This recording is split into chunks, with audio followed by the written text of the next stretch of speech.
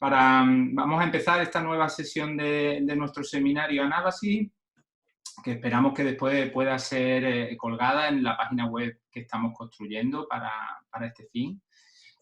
Quiero daros la bienvenida a todos los asistentes desde muchas partes del mundo, más de 10 países.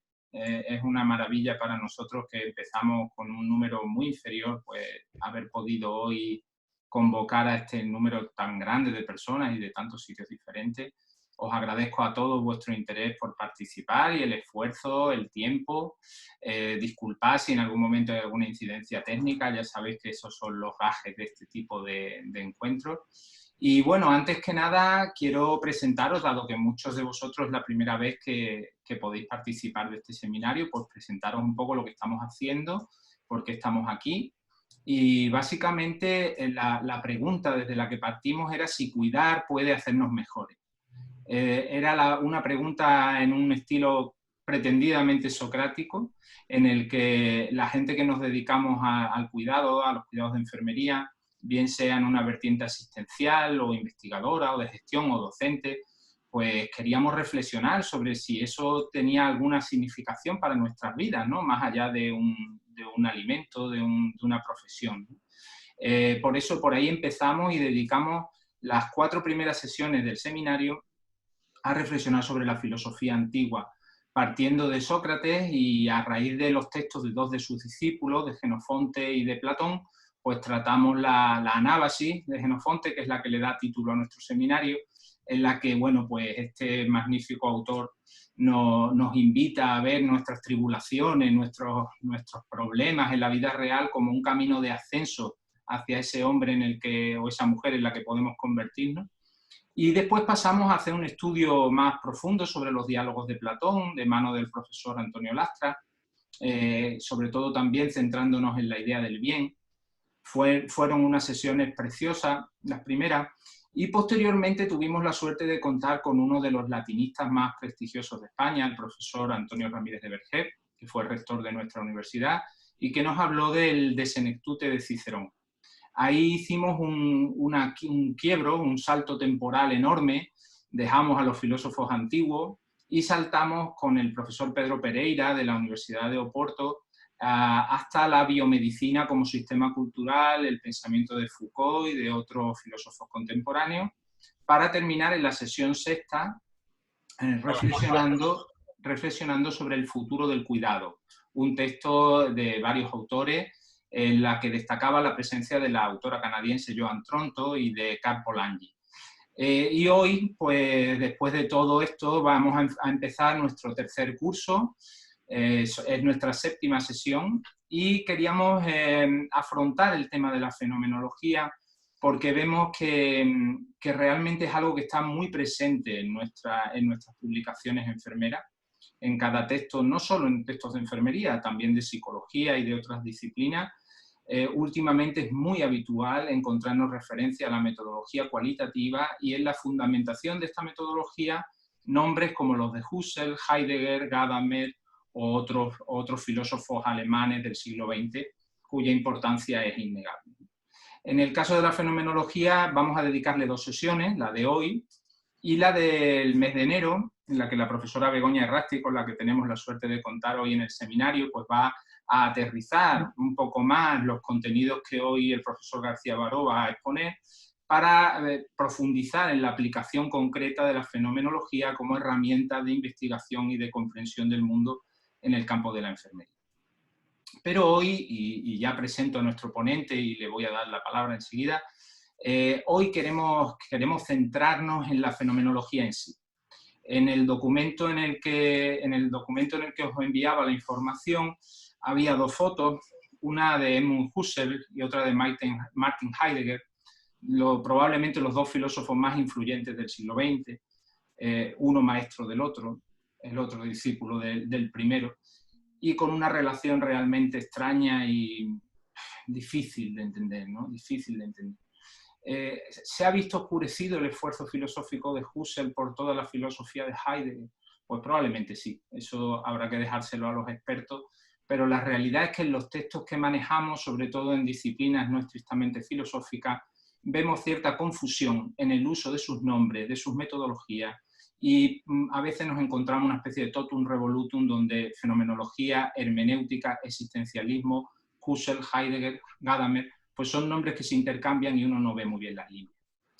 Además de poder comprender mejor nuestras publicaciones enfermeras, la sesión de hoy, estoy seguro, los que hayáis metido mano al texto al que nos invitaba el profesor García Baró, que podréis comprobar que la fenomenología es un intento de vida filosófica. En ese sentido, creo que tenemos a uno de los mejores profesores que podíamos tener hoy para hablarnos de Husserl y de la fenomenología, porque Miguel García Baró, del que no merece la pena que yo me ponga a exponer el currículum, sería larguísimo, lo tenéis en las páginas web de las universidades en las que participa, en la editorial Sígueme.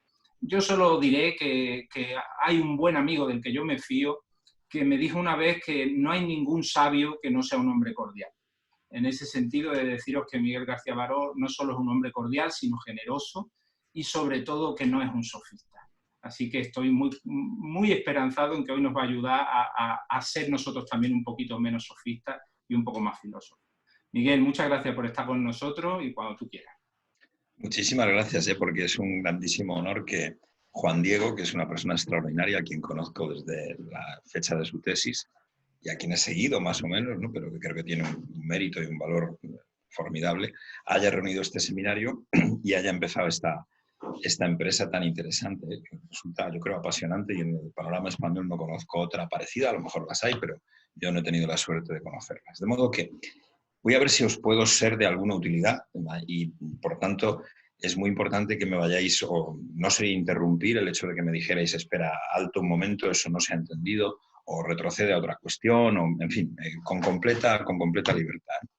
Tampoco podemos pretender esta tarde abarcar una enorme cantidad de temas, sino más bien procurar concentrarnos en lo más esencial, aunque ya os anticipo que desde el punto de vista del cuidado, el filósofo de la tradición fenomenológica que más os puede interesar, los que más os pueden interesar, son fenomenólogos mucho más recientes, muertos hace 10, 15 años, 20 años, a saber, por una parte, Manuel Levinas, por otra parte, Michel Henry, y por otra parte, aún, todavía está sin traducir, Henri Maldinet.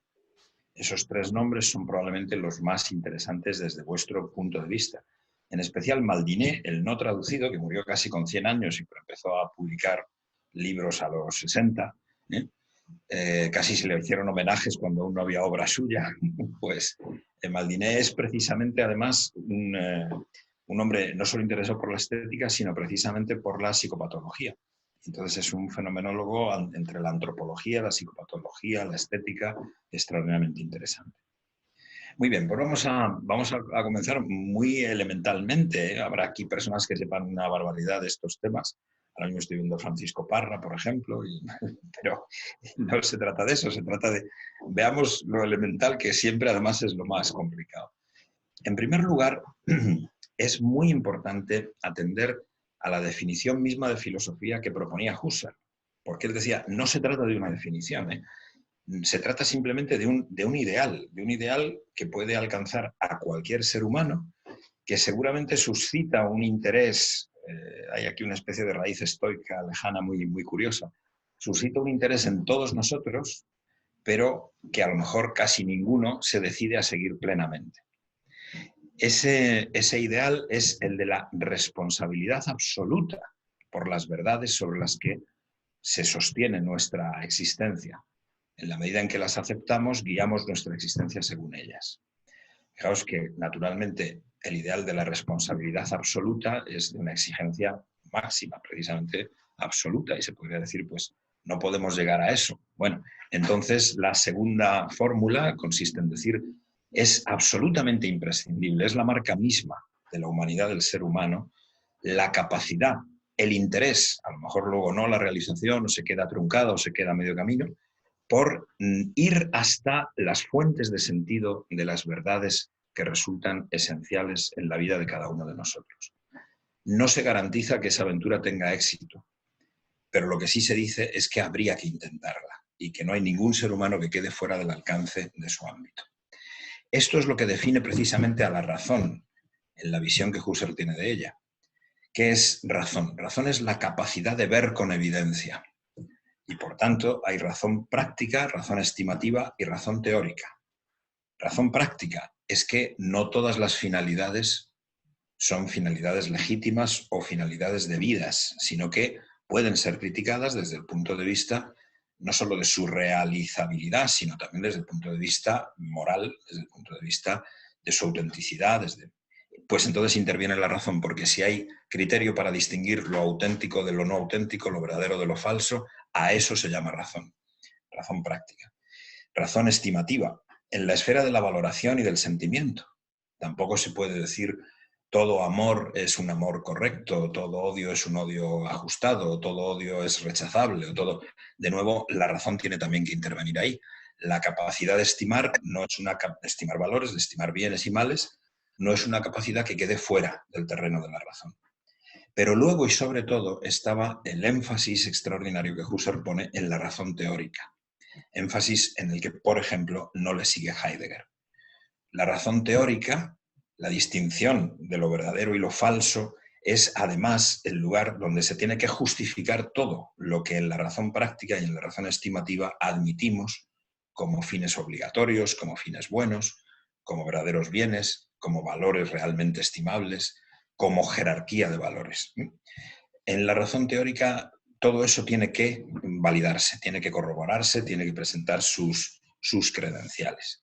De ahí que haya una confusión muy habitual en fenomenología entre Husserl es una especie de objetivista, Husserl puede ser eso también, y lo fue al principio seguramente, pero ante todo lo que Husserl dice es que uno puede tener un fin que le parezca un fin absolutamente evidente, sí, pero tiene que reflexionar sobre la legitimidad y el valor de ese fin y autorizarlo también de alguna manera ante la razón teórica.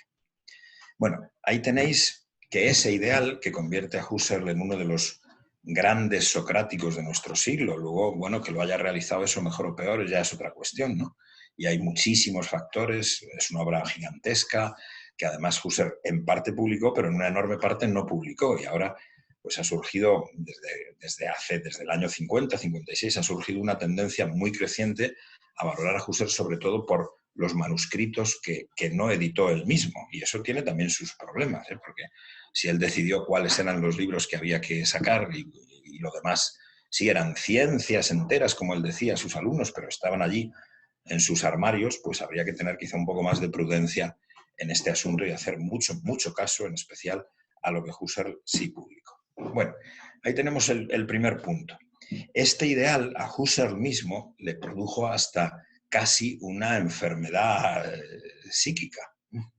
La furia por seguirlo, pues claro, Husserl, hay anotaciones de diario cuando ya Husserl tenía 40 y bastantes años, en donde se dice, esta es una tarea que sobrepasa mi capacidad.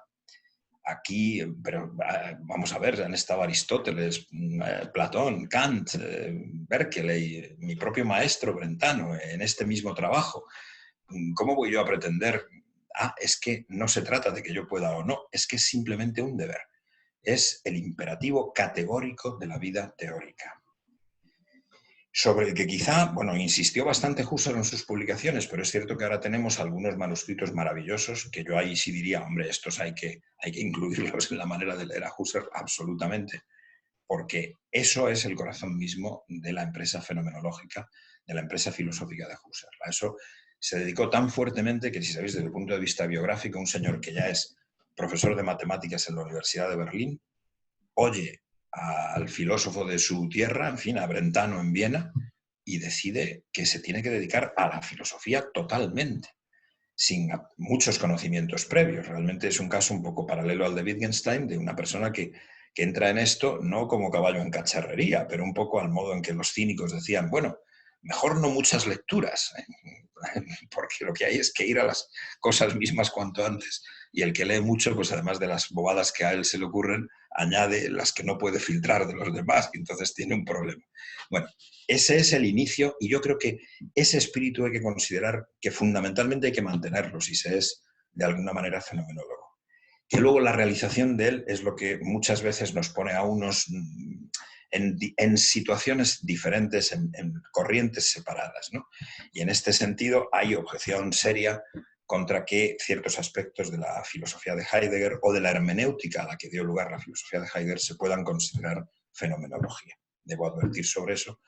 De hecho, hay un librito mío, lo que pasa es que como se publicó adherido al periódico El País hace ya varios años, que es Husserl y Gadamer, Fenomenología y Hermenéutica, que podría incluso, a lo mejor puedo proporcionarlo, lo que pasa es que supongo que es completamente ilegal, ¿no? Pero ya que tampoco vamos a querer una publicación sin ISBN y prácticamente sin que la pagaran, ¿no? Pues oye, vamos a difundirla, caramba, porque es ahí donde, bueno, se toma un poco posición en esta cuestión, porque yo creo que hay que diferenciar muy claramente fenomenología de hermenéutica pese a todo. Bueno, entonces pensemos que ese es el punto básico, el punto en que todo esto ancla. Y por tanto, podemos utilizar digamos, como una entrada en la filosofía, que es una expresión de Manuel Levinas, es un nieto, bueno, trató directamente a Husserl el último año de la jubilación de Husserl, pero en fin, ha muerto hace pocos años, vamos, yo lo he conocido personalmente, entonces pues hay una gran diferencia en edad, ¿no? Pero Levinas traduce eso de una manera extraordinariamente fuerte. ¿Por qué se filosofa? Se filosofa por admiración, se filosofa por vértigo, como es el caso en Sócrates, se filosofa... Bueno, Levinas concentra eso diciendo se filosofa por vergüenza. Es decir, se filosofa por la necesidad moral de filosofar. Y donde la necesidad moral de filosofar no entra, pues hasta cierto punto se está todavía en un ejercicio diletante de la razón, en una especie de prefilosofía o de filosofía, pues justamente, digamos, para gente, no iba a decir joven, gente inmadura humanamente. Se filosofa por vergüenza, se filosofa por responsabilidad. Y el problema fundamental será qué hace surgir esa responsabilidad, qué nos lleva a ese punto en el que podemos decir, es que no tengo más remedio que filosofar. Por supuesto, como ya veis, contra las modas o a favor de las modas, porque el punto de partida es la responsabilidad absoluta. No algo así como voy a continuar una dirección histórica que debo llevar a su culminación. No, no, no, no. A lo mejor tengo que volver a Sócrates o a antes de Sócrates, como en casos ha hecho Heidegger. Mi posición no está interesada, ¿no?, en lo histórico, no, está interesado en lo ético de una manera fortísima. Y por eso precisamente buscar las raíces en las que la teoría ante la cual tengo que justificar mis decisiones tienen que estar fundadas o tienen que encontrarse. Que yo fracase o no en esa misión es otro problema. Y como sabéis, en alguno de sus escritos casi ya últimos, Husserl decía, bueno, parece que me estoy convirtiendo por fin en un niño filosófico. Tenía 70 años el hombre y se había dedicado con esa pasión furiosa a este asunto. Quizá si viviera lo que Matusalén, es decir, algo así como 12 veces lo que ya él había vivido, pues a lo mejor me podría convertir realmente en un filósofo en plenitud, ¿no? Y me gusta por eso una anécdota un poco malévola, tampoco tenemos mucho tiempo para lo malévolo, o sea que seré breve en eso, porque que es como justo cuando Husserl tenía ya 70 años, se iba a jubilar ese año, y Levinas era su oyente, y en parte estaba mantenido por la propia familia Husserl para que pudiera vivir allí en Friburgo, pues deme usted unas clases de francés y tal, a la mujer de Husserl. Pues Levinas ha recordado en alguna ocasión muy solemnemente cómo el profesor Husserl anunciaba cierto tema para el día siguiente, tenía total 5 o 6 alumnos a esa altura, y cuando llegaban los alumnos la mañana siguiente a su aula, pues se encontraban un cartel que decía el profesor Husserl no ha conseguido aclarar el problema que les dijo a ustedes que iba a tratar, de verdad que no hay clase, no puede haber clase. Pero a las 5 de la mañana había gente haciendo cola para oír a Heidegger en el auditorio más grande de la universidad, porque ese problema no solía tenerlo Heidegger. Bueno, quizá era mucho más genial que Husserl, pero en fin, hay una diferencia fuerte también en el modo de producirse públicamente. En política había muchas diferencias, pero no entremos en eso. Vamos entonces al siguiente punto. Pero, ¿qué es la fenomenología? ¿Cómo se realiza en concreto? En torno al año 1900, ¿no? Irrupción, como decía Husserl, en las investigaciones lógicas. Posiblemente uno de los libros más al final erróneos, pero a la vez al principio geniales y extraordinariamente probatorios de la tradición filosófica occidental. Un libro apasionante, absolutamente apasionante, cuyo estudio recomiendo, aunque es un libro pues un poco diabólicamente concebido, porque el que empiece por la primera investigación lógica está perdido, tiene que empezar por la quinta. De manera que hay graves problemas de metodología en la propia lectura. Bueno, mejor que empiece por los prolegómenos a la lógica pura, pero luego se pase a la quinta investigación lógica, y luego salte a la tercera, y después se vaya a la sexta, y luego a la segunda y final, y termine en la primera. Pero, en fin, eso lo podemos hablar más despacio en otro momento. La realización de ese programa, fenomenología. Aquí hay varias fases que diferenciar. Por una parte, la fenomenología solo quería ser una zona de trabajo de la generación de investigadores que había iniciado Franz Brentano en filosofía. O sea, este trabajo se tiene que concebir, era una de las tesis de habilitación de Brentano, como si fuera la filosofía prácticamente una ciencia empírica.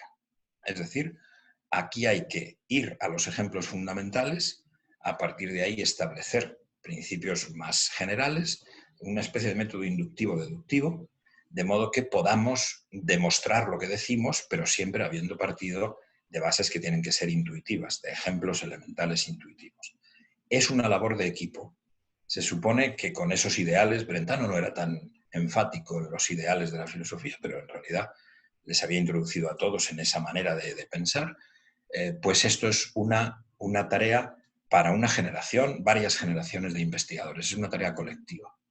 Y entonces los primeros fenomenólogos, que no se llamaban así, pues se distribuyeron más o menos las zonas de trabajo que abría la filosofía de Brentano. Uno de ellos, el más brillante, al que dedica Husserl las investigaciones lógicas, porque fue profesor en la Universidad de Berlín. Husserl luego no quiso ir a Berlín, prefirió quedarse en Friburgo.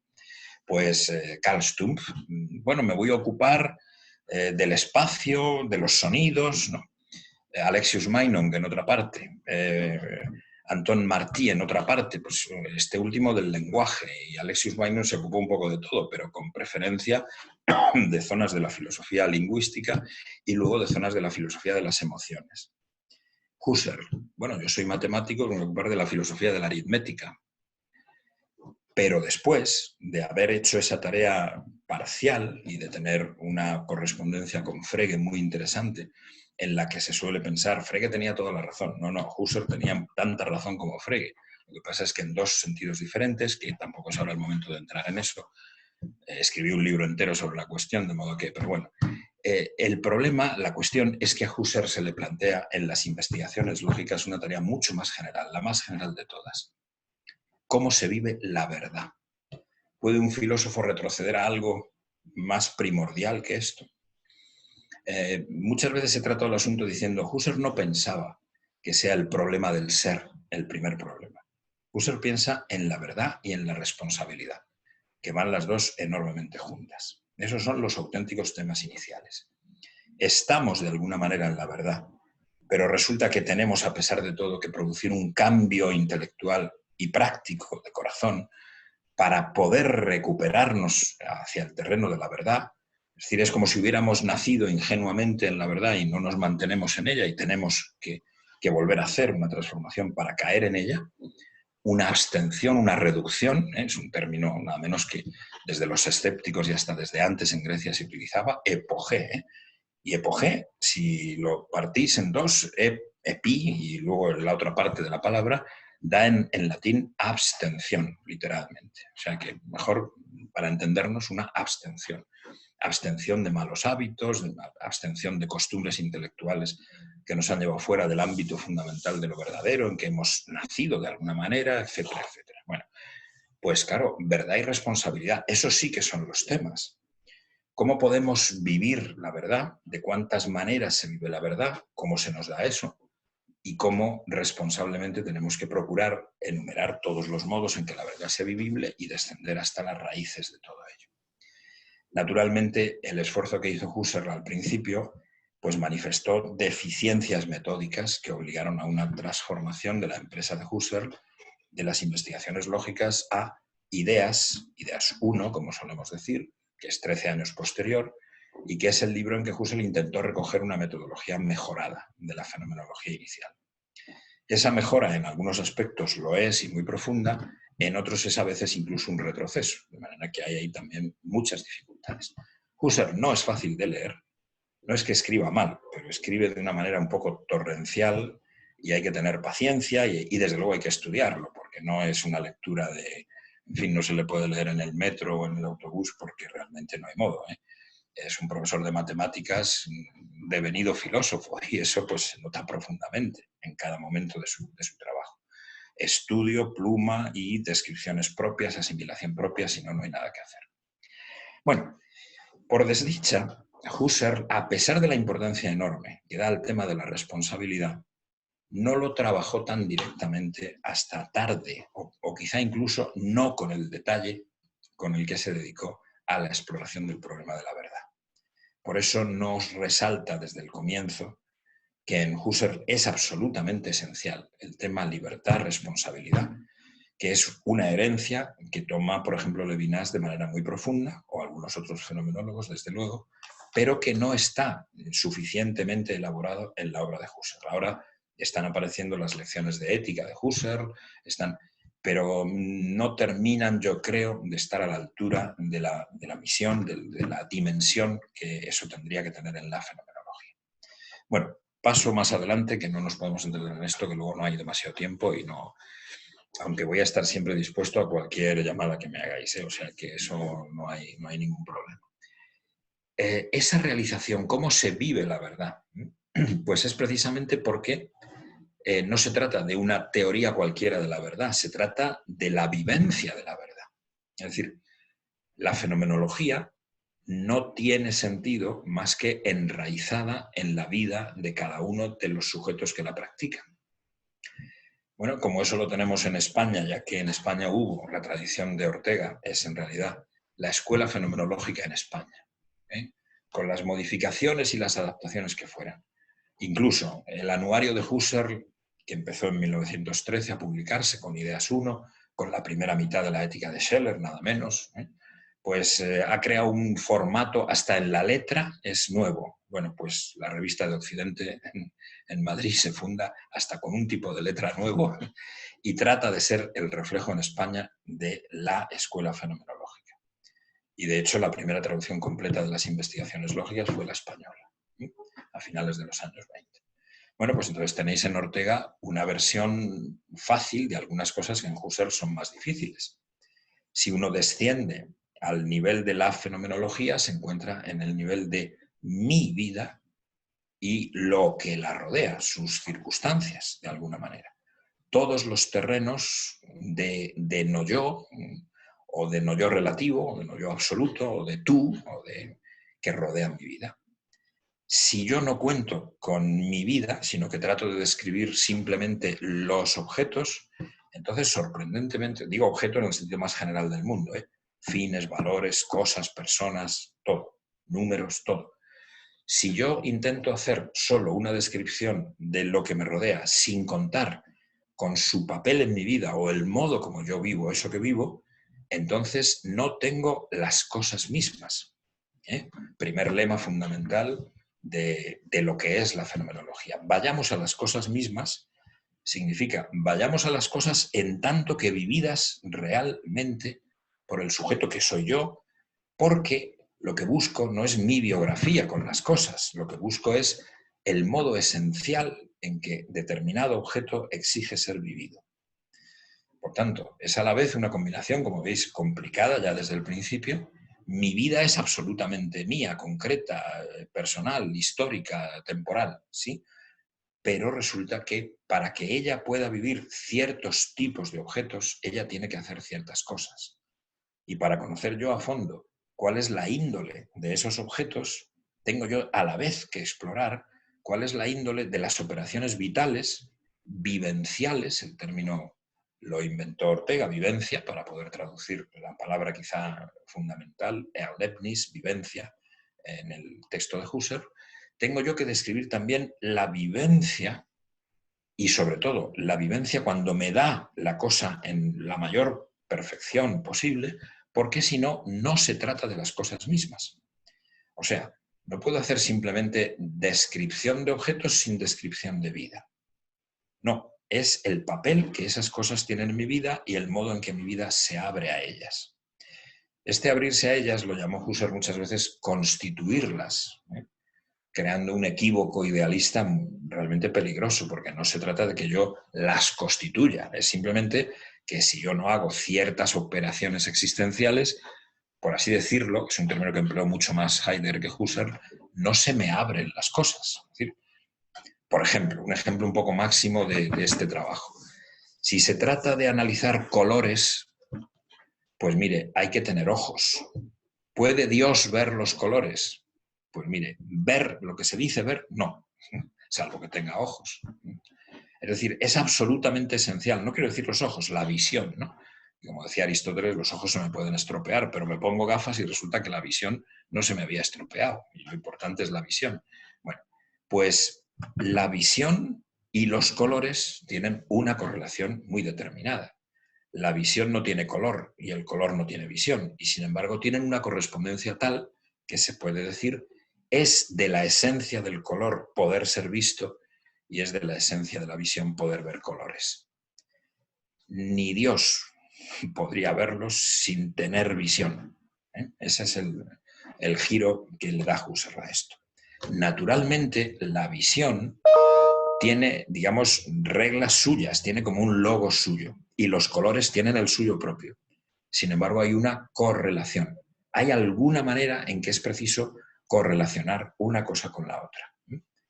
Y en ese sentido, voy ahora a ir muy al final de un problema que tenemos que delimitar y enumerar más fácilmente, digamos como el producto final de esta correlación. Ortega, di consentes, han nacido a la vez mi vida y las circunstancias, ¿no? Husserl es la correlación entre mi vida y todo eso que me rodea. Bueno, las fórmulas últimas de Husserl, bastante influido por el discípulo parcial, tardío, díscolo, voy a decir traidor, pero en fin, no porque se está grabando esto, que fue Heidegger, pues es al final decir, claro, estoy hablando de, el término alemán es Lebenswelt, que no lo traducimos del todo bien porque decimos mundo de la vida. No, no, es mundo-vida. Una especie de, justamente, Castor y Pollux, dioses gemelos, ¿no? De manera que mundo no se puede considerar sin vida y vida no se puede considerar sin mundo, aunque la vida tiene su logos propio, relativamente propio, y el mundo, con toda la variedad de todas sus regiones, tiene su logos propio. Incluso decir Lebenswelt, mundo-vida, no resulta del todo, porque ¿y si hay también Dios? Pues hombre, decir mundo-vida, en fin, Dios, a lo mejor en el mundo hay dioses, pero Dios propiamente no.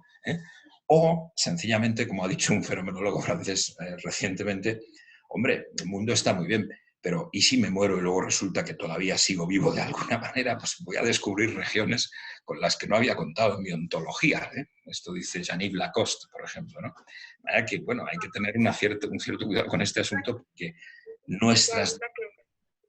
¿alguien se oye a alguien? No sé si pregunta, objeta, se queja. Bueno, digo, hay que tener cuidado en este sentido porque nuestras descripciones no van a ser algo así como el sistema de la subjetividad constituyendo los objetos. No, eso es el idealismo alemán, eso es Fichte o eso es... No, tampoco. El mundo constituyendo de alguna manera la subjetividad. Eso en buena medida es Heidegger, no tampoco. Sino una independencia que a la vez es una correlación entre cómo vivimos y lo que vivimos. Trato de describir la esencia de eso, la esencia de la vida en tanto que abierta a, digamos, mundo, aunque ya digo que en realidad el término debería ser mucho más amplio que mundo, mucho más amplio. Pero vamos a decir mundo como lo fue diciendo Husserl cada vez más. Y por otra parte, el mundo tiene, y esto es fundamental también para vuestro trabajo, tiene regiones diferentes, regiones que necesitan modos de vida diferentes para que se nos abran. Y por tanto, cada una de esas regiones necesita, sí, una metodología básica que siempre es la misma, ¿no? Descender a cómo se las vive. Pero luego ellas mismas exigen métodos propios. Sería completamente absurdo intentar hacer matemáticas como se hace historia, o intentar hacer teología como se hace psicología, completamente impropio. ¿Cuántas sean las regiones? pues aquí caeríamos, como decía Kant, con ese adjetivo un tanto extraño, ¿no? Bueno, caeríamos en lo rapsódico, no en lo sistemático, porque yo qué sé cuántas son las regiones. Acabo de mencionar lo de Lacoste, ¿no? Bueno, a lo mejor ya tenemos todas las regiones posibles de esto que llamamos mundo, ¿no? Pero ¿y si hay otro mundo? ¿O y si hay...? No está tan claro. No podemos hacer de esto una sistemática al modo de Hegel o una sistemática al modo de Fichte. No se trata de eso. Y puede ser que nos encontremos con problemas de una profundísima, no se puede decir irracionalidad del todo, pero sí quizá de una impermeabilidad a nuestros esfuerzos realmente extraordinaria. Entonces, bueno, vivirlos como tales pues es también profundamente importante. Bueno, ese sería el planteamiento fundamental, pero ahora, bueno, ¿y qué es vida? ¿Qué es mi vida? ¿Qué significa aquí el término vida? Bueno, Brentano en un principio pensaba que, en definitiva, bueno, pues que nosotros estamos todos incluidos en la totalidad del mundo, etcétera, pero, claro, la idea en la fenomenología es, no, nos tenemos que abstener de cualquier interpretación ya dada, incluso en el lenguaje común, no ya en una ciencia, de lo que significa aquí vida, subjetividad, conciencia incluso.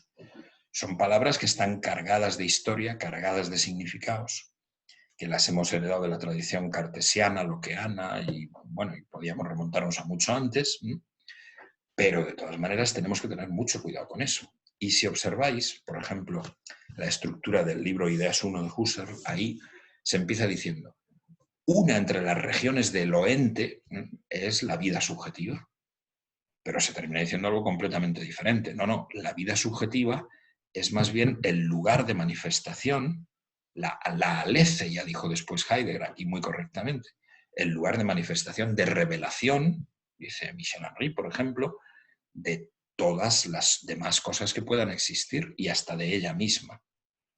Entonces, el término vida aquí tiene un sentido casi más próximo a una condición trascendental de posibilidad que a algo que pertenece directamente al mundo. No es una región entre las regiones, es la región gracias a la cual todas las demás tienen verdad, tienen sentido, que se abre a una vida para que no solo lo comprenda, lo viva, lo siga, se sienta atraída por, se sienta estimulada, lo pueda valorar, lo pueda estimar.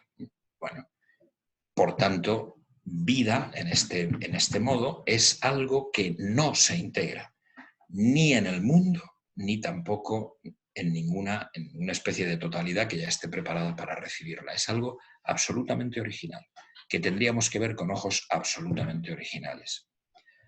Por mucho que sea muy útil tratar al ser humano, cuidarlo, con métodos a veces pues plenamente objetivos, ¿no?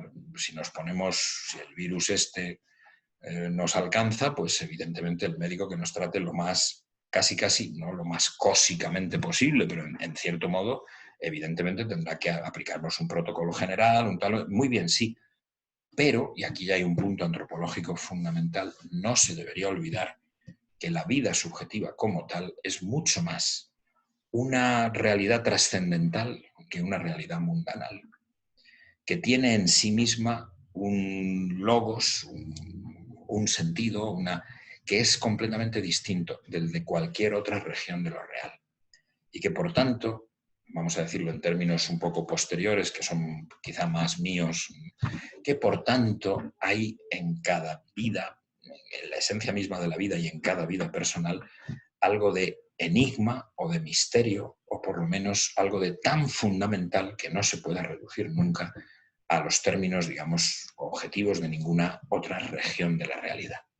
Este es un punto de primordial importancia, para derivar de aquí alguna teoría sobre el cuidado que responda a las pautas de la fenomenología. Bueno, hago un primer alto, por favor, me podéis preguntar todo lo que queráis. Es quizá hasta que el desarrollo no llegue hasta cierto punto, es posible que no se termine de ver lo suficiente este comienzo. Pero bueno, estoy abierto a que me vayáis, ya he dicho, no cortando, sino sugiriendo preguntas. Por tanto, la fenomenología pensaba ser simplemente una especie de psicología, solo que de psicología que no podía heredar de ninguna psicología histórica sus instrumentos. Porque, y aquí estuvo la genialidad de Brentano, se trataba de decir, bueno, mucho cuidado, es que estamos dando por entendido cómo vivimos auténticamente tales y cuales y cuales y cuales objetos. Pero es verdad que los vivimos así, porque estamos siempre bajo una red de conceptos, ya sean los de la escolástica, como había sido la formación de Brentano, ya sean los de la escuela kantiana, ya sean los de la escuela empirista, ya sean los del idealismo alemán, que parece que ya, bueno, nos dan el mundo elaborado, pensado, hecho. Bueno, a lo mejor sí, pero si debe intervenir una responsabilidad absoluta en todo esto, mucho cuidado. Volvamos, decía Husserl, de los grandes cheques que nos da la tradición a la calderilla de los ejemplos concretos. ¿Cómo se vive en concreto nuestra relación con otro ser humano? ¿Cómo se vive en concreto nuestra relación con las meras cosas que nos rodean, con los valores, con lo divino, con los números, con el no ser?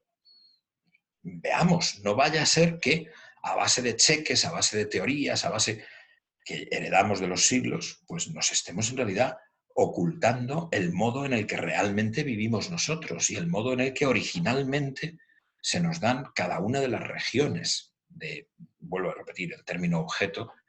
Los alemanes tienen la posibilidad de decir Gegenstand, Gegenständlichkeit y muchas otras cosas, y entonces, y object, en fin, y ponerlo en latín, en tal, para distinguir cosas que nosotros metemos todo en objeto y parece que estamos ya haciendo algo indebido, ¿no? Repito, por lo menos fines, valores, cosas, razón práctica, razón estimativa, razón teórica, por lo menos. Ese es el esfuerzo inicial de Brentano. Si vamos a explicar al ser humano, psicología, primero tendremos que ver con todo cuidado, ejemplarmente, cómo vive el ser humano cada una de las regiones, mezclo terminología de uno y de otro porque eso da igual, cada una de las regiones de lo óntico, de lo que hay. Porque si no, podemos estar pendientes de una tradición no garantizada. Y a Brentano le ponía furioso, vamos, Brentano es que se indignaba hasta con la filosofía de Kant, no digamos con la de Hegel. El primer escrito que tenemos de Husserl, filosóficamente, también es un ataque furioso a cómo trataban ciertos neokantianos un problema de matemáticas.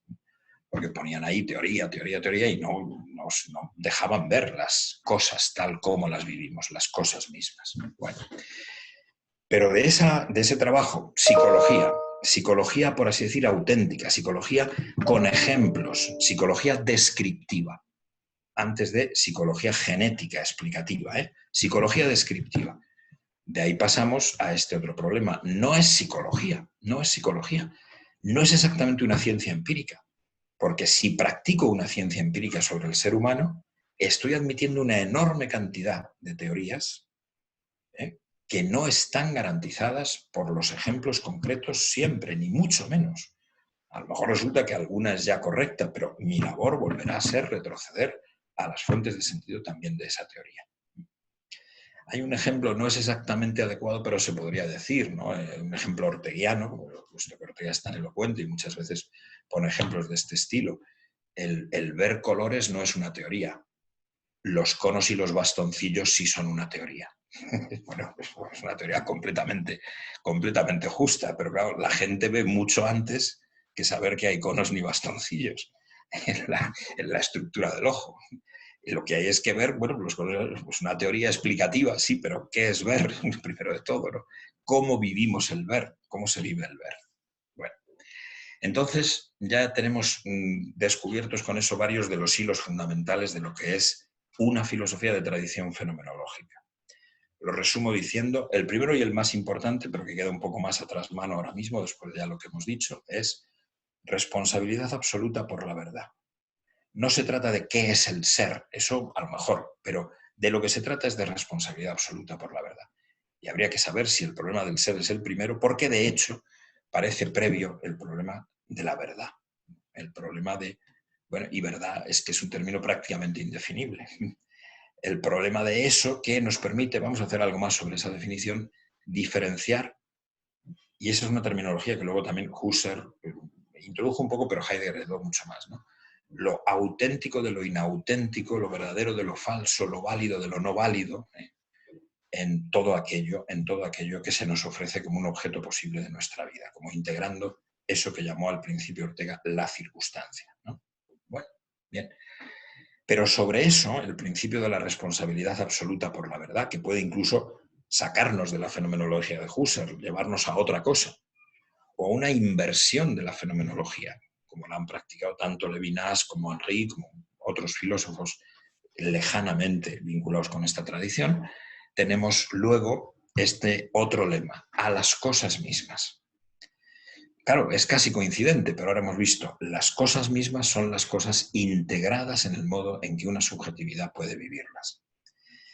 Y no solo se trata de ir a las cosas mismas, se trata de ir a la esencia, esto es una manera difícil de decir, pero es que no hay otra, a la esencia de la correlación entre vida y objetos.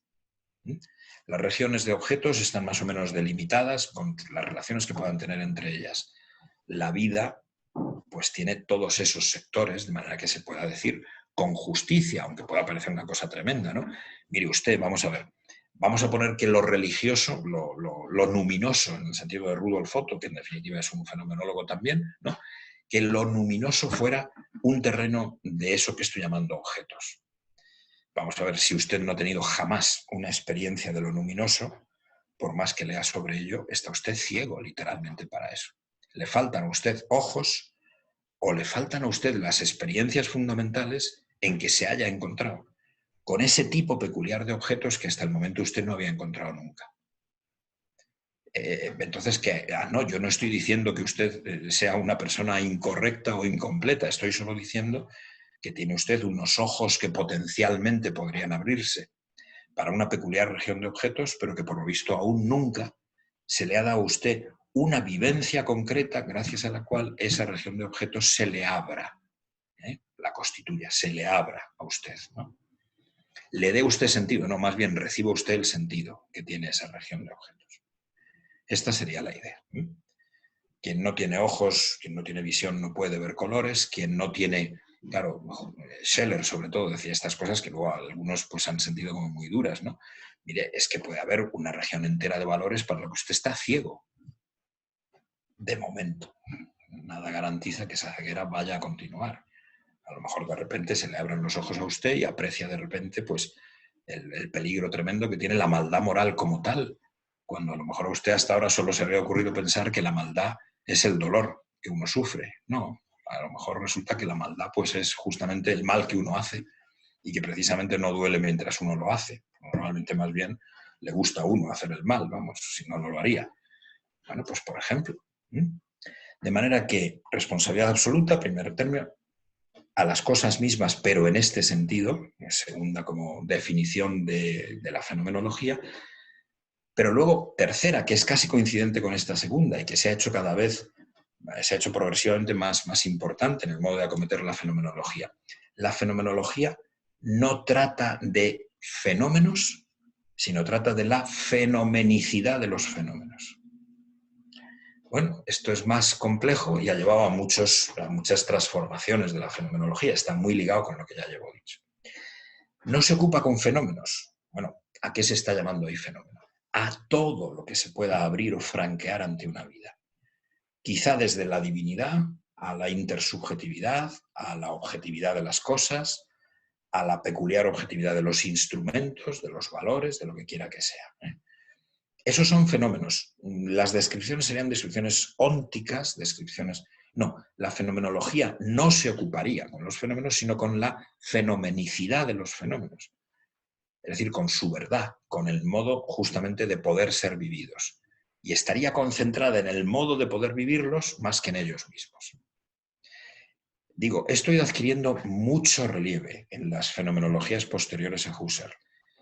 Tiene un cierto peligro, a pesar de que aquí hay gente muy interesada en Michel Henry, y yo acabo de publicar un texto sobre eso y he tenido amistad y discipulado con Michel Henry. Tiene un cierto peligro, porque nos hemos ido acostumbrando a considerar un poco desdeñosamente una parte del trabajo que hicieron los primeros fenomenólogos, Husserl, pero no tanto, Scheller muchísimo más, Adolf Reinach, Edith Stein, Roman Ingarden, otros más que contamos entre los fenomenólogos realistas de primera época, la escuela de Göttingen, en que estaban precisamente deslumbrados, no por la fenomenicidad de los fenómenos, sino por la variedad de los fenómenos, que habían estado siempre demasiado enredados en conceptualizaciones ya hechas por la historia del pensamiento, de la filosofía, de la teología, del arte.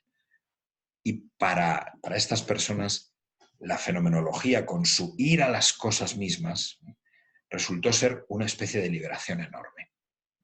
Todo está por volver a ser mirado con todo detalle. No nos fiemos de ninguna tradición, aunque todas sean maravillosamente respetables. Nosotros mismos tenemos que poder volver a ir. Es una especie de impresión, más bien de expresionismo en filosofía, lo que allí se vivió. Y eso últimamente tiende a ser despreciado y se dice, esa es la fenomenología del libro de estampas, porque está usted describiendo, por ejemplo, el mejor husserliano español, que es Agustín Serrano de Haro, para mi gusto, con perdón de otras posibilidades, pues ha escrito un libro sobre el acertar de la puntería. Es decir, sobre el modo en el que el cuerpo tiende y atina con los objetos que se propone. Bueno, pues claro, yo he tenido que discutir con fenomenólogos, sobre todo en otros países, en América, y tal, pero hombre, ¿qué hace este Agustín? ¿Retrocede a la fenomenología del libro de estampas? Hombre, pues sí, pues en cierto modo es imprescindible. Porque ¿qué es, por ejemplo, el cuerpo humano? ¿Qué es la variedad enorme de las enfermedades, de los tipos del cuidado?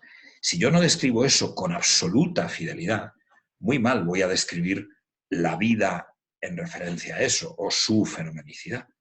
Y nos estamos cada vez más olvidando de la fenomenología que describe las regiones de objetos con todo el cuidado del mundo, con una especie de humildad total, que es lo que quiere decir responsabilidad, y solo se puede ser humilde ante lo que se ama y ante lo que uno ve como por encima de sí mismo. Nos estamos olvidando de esas descripciones parciales. ¿Qué será lo santo? ¿Qué será lo sagrado? ¿Qué será el mal? ¿Qué será? Para concentrarnos muchísimo en la subjetividad misma y a veces directamente, la verdad, en la filología de los textos de Husserl, que ya que son tantos, pues producen también, claro, un trabajo académico muy notable de tipo filológico. Y eso sería horrible. O sea, eso es, vamos, estoy seguro de que Husserl fustigaría furiosamente al fenomenólogo que no quisiera ponerse a analizar objetos directamente y se concentrara en lo metodológico. Por ejemplo, tenemos un caso muy destacado de un fenomenólogo que en cierto modo tuvo que dejar de serlo, por desacuerdos profundos con el modo en que Husserl practicaba la fenomenología, y que sería fundamental reintroducirlo, sobre todo para trabajos como los vuestros, que es Karl Jaspers. Era psicopatólogo. Era psicólogo y precisamente escribió un manual muy importante de psicopatología. Claro, ¿qué hizo Jaspers? Voy a aplicar el método fenomenológico. Voy a intentar ver la enfermedad mental, las variaciones de la vida, de varios modos, ¿no? Uno, Psicología de las concepciones del mundo, libro extraordinario. Otro, Psicopatología. Pero al hacer eso, no quiero preocuparme tanto del método de trabajo como del objeto, porque lo que la fenomenología me ha inspirado es ir a esa cosa como si yo fuera, vamos, Adán en el paraíso, para mencionar un texto del joven Ortega, ¿no? Adán en el paraíso. Hombre, va a resultar que en ese paraíso me voy a encontrar un montón de cosas que ya las vieron otros filósofos antes. Bueno, no importa. Mejor, perfecto. No se trata de ser original, se trata de ser humilde. No se trata de ser un pedante, no se trata de ser un filólogo y no se trata de descubrir el Pacífico. Se trata de ser completamente humilde ante la descripción de los objetos mismos. ¿Qué método estoy utilizando, señor Husserl?, le preguntaba a Jaspers a Husserl. Y Husserl decía, bueno, no se preocupe mucho de eso, que esto de la epogea fenomenológica es muy complicado. Y Jaspers pues, estaba muy de acuerdo en que mejor no preocuparse mucho del método en ese sentido, sino de las cosas que había que describir. Pero es porque ya eso es una realización del método fenomenológico fundamental. ¿Qué he hecho yo? Pretender que puedo volver a ver el mundo en su originalidad. No voy a desconstruir todo lo que la historia echa encima de él, pero tengo de alguna manera que intentarlo. Tengo como que intentar pensar sin supuestos. ¡Qué locura, qué barbaridad! No. Pensar sin supuestos. En cualquiera de las regiones múltiples de lo real. este tipo de descripciones de libro de estampas se nos están olvidando enormemente. Hay muy pocos fenomenólogos que lo practiquen todavía hoy en día y es absolutamente fundamental. Bueno, eso sería como el corazón de la descripción. Ahora viene una parte, si seguís, en fin, son las 6:30, no quiero yo ni alargarme demasiado, ni sobre todo aburriros, perturbaros, no. Pero viene una parte que es muy importante porque ha sido lo más esencial quizá de la historia del movimiento fenomenológico. Las descripciones de Husserl se pusieron muchas veces en el nivel, empecemos, ¿no? Cuando queremos describir cómo nuestra vida, digamos, se inserta en la realidad, tenemos que empezar fundamentalmente por la percepción de cosas.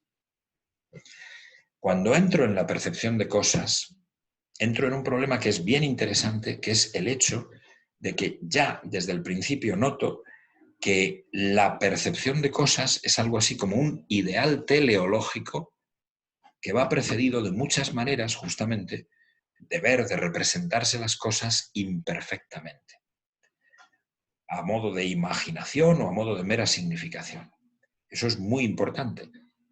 El mundo de los objetos, cada región de objetos es como si nos atrajera a una peculiar perfección de su modo de estarnos dado. Y tenemos que ser nosotros los que vayamos graduando si nuestra manera de irlo, vamos a decir, percibiendo, que es un término que Husserl empleaba muy universalmente, aunque estuviera tan obnubilado, tan casi obcecado, ¿no? Con describir miles de veces en millones de páginas se podría decir qué es la percepción de cosas, ¿no? Y no los valores, la libertad, esos temas que a él no le atraían tanto o no se dedicó tanto tiempo a ellos, ¿no? Por desgracia. Bueno, pues os digo, eso ya es muy importante porque en la mera percepción de una cosa descubrimos un montón de estructuras de la vida que son de primer orden. Yo ahora solo me fijaría fundamentalmente en una.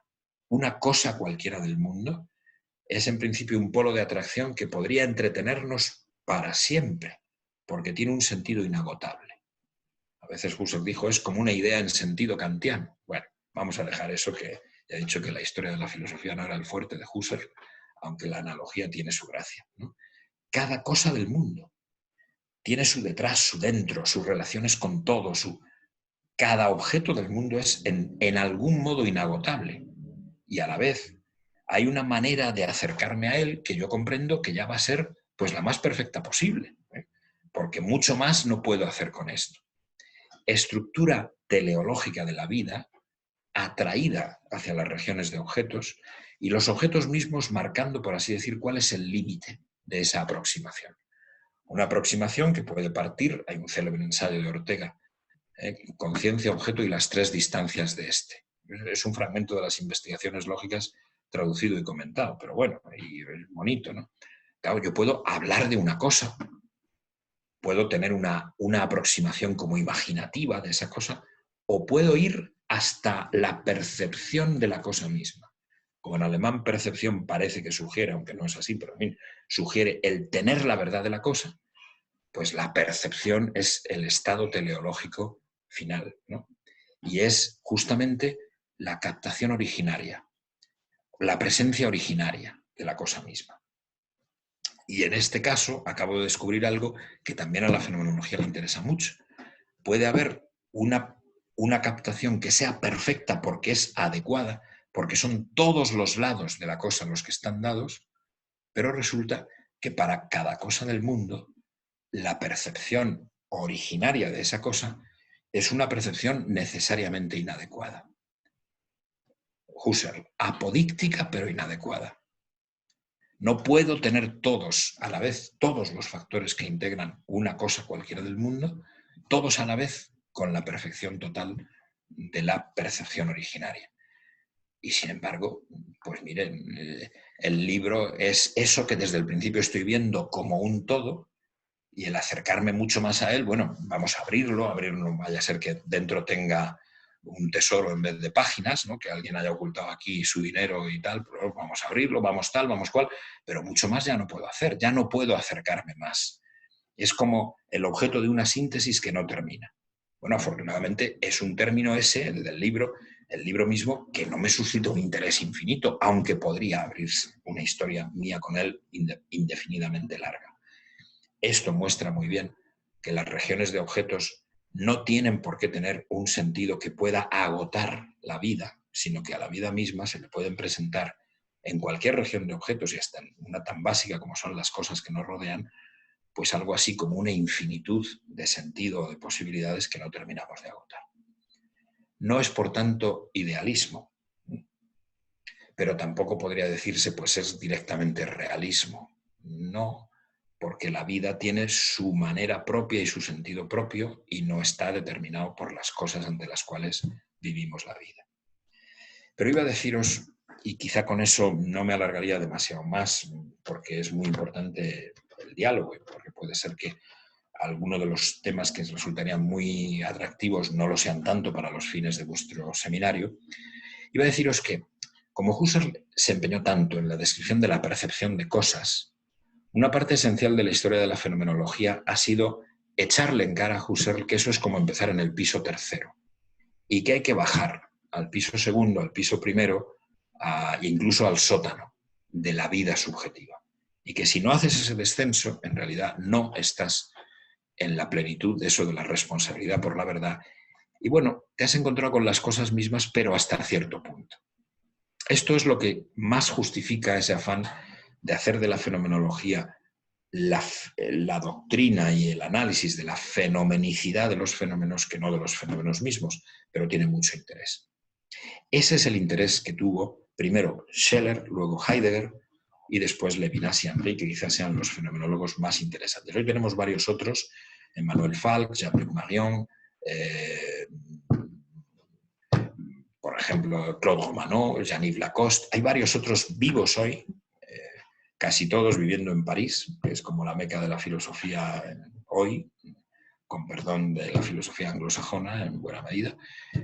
Pero el punto está justo en esto de la percepción de cosas bien, pero hay zonas, por así decir, de la vida subjetiva que son como subterráneas respecto de la percepción de cosas, que es fundamental mirar bien y que no es tan claro qué clase de correlatos objetivos tienen.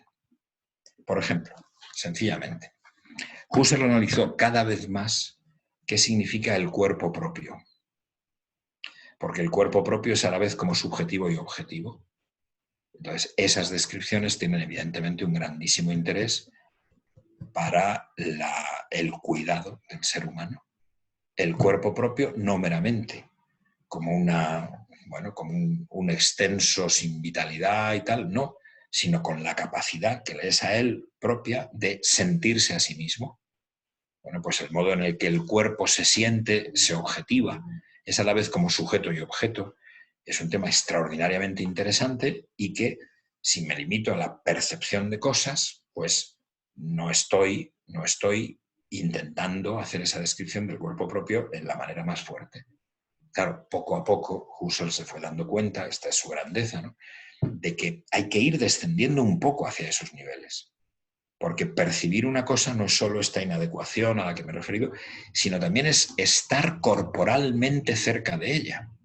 Y este estar corporalmente cerca de ella, que fue una cosa que analizó luego un filósofo muy interesante, es Maurice Merleau-Ponty, ¿no?, pues este estar cerca de ella no es el mismo que hay en el sueño, que hay... No.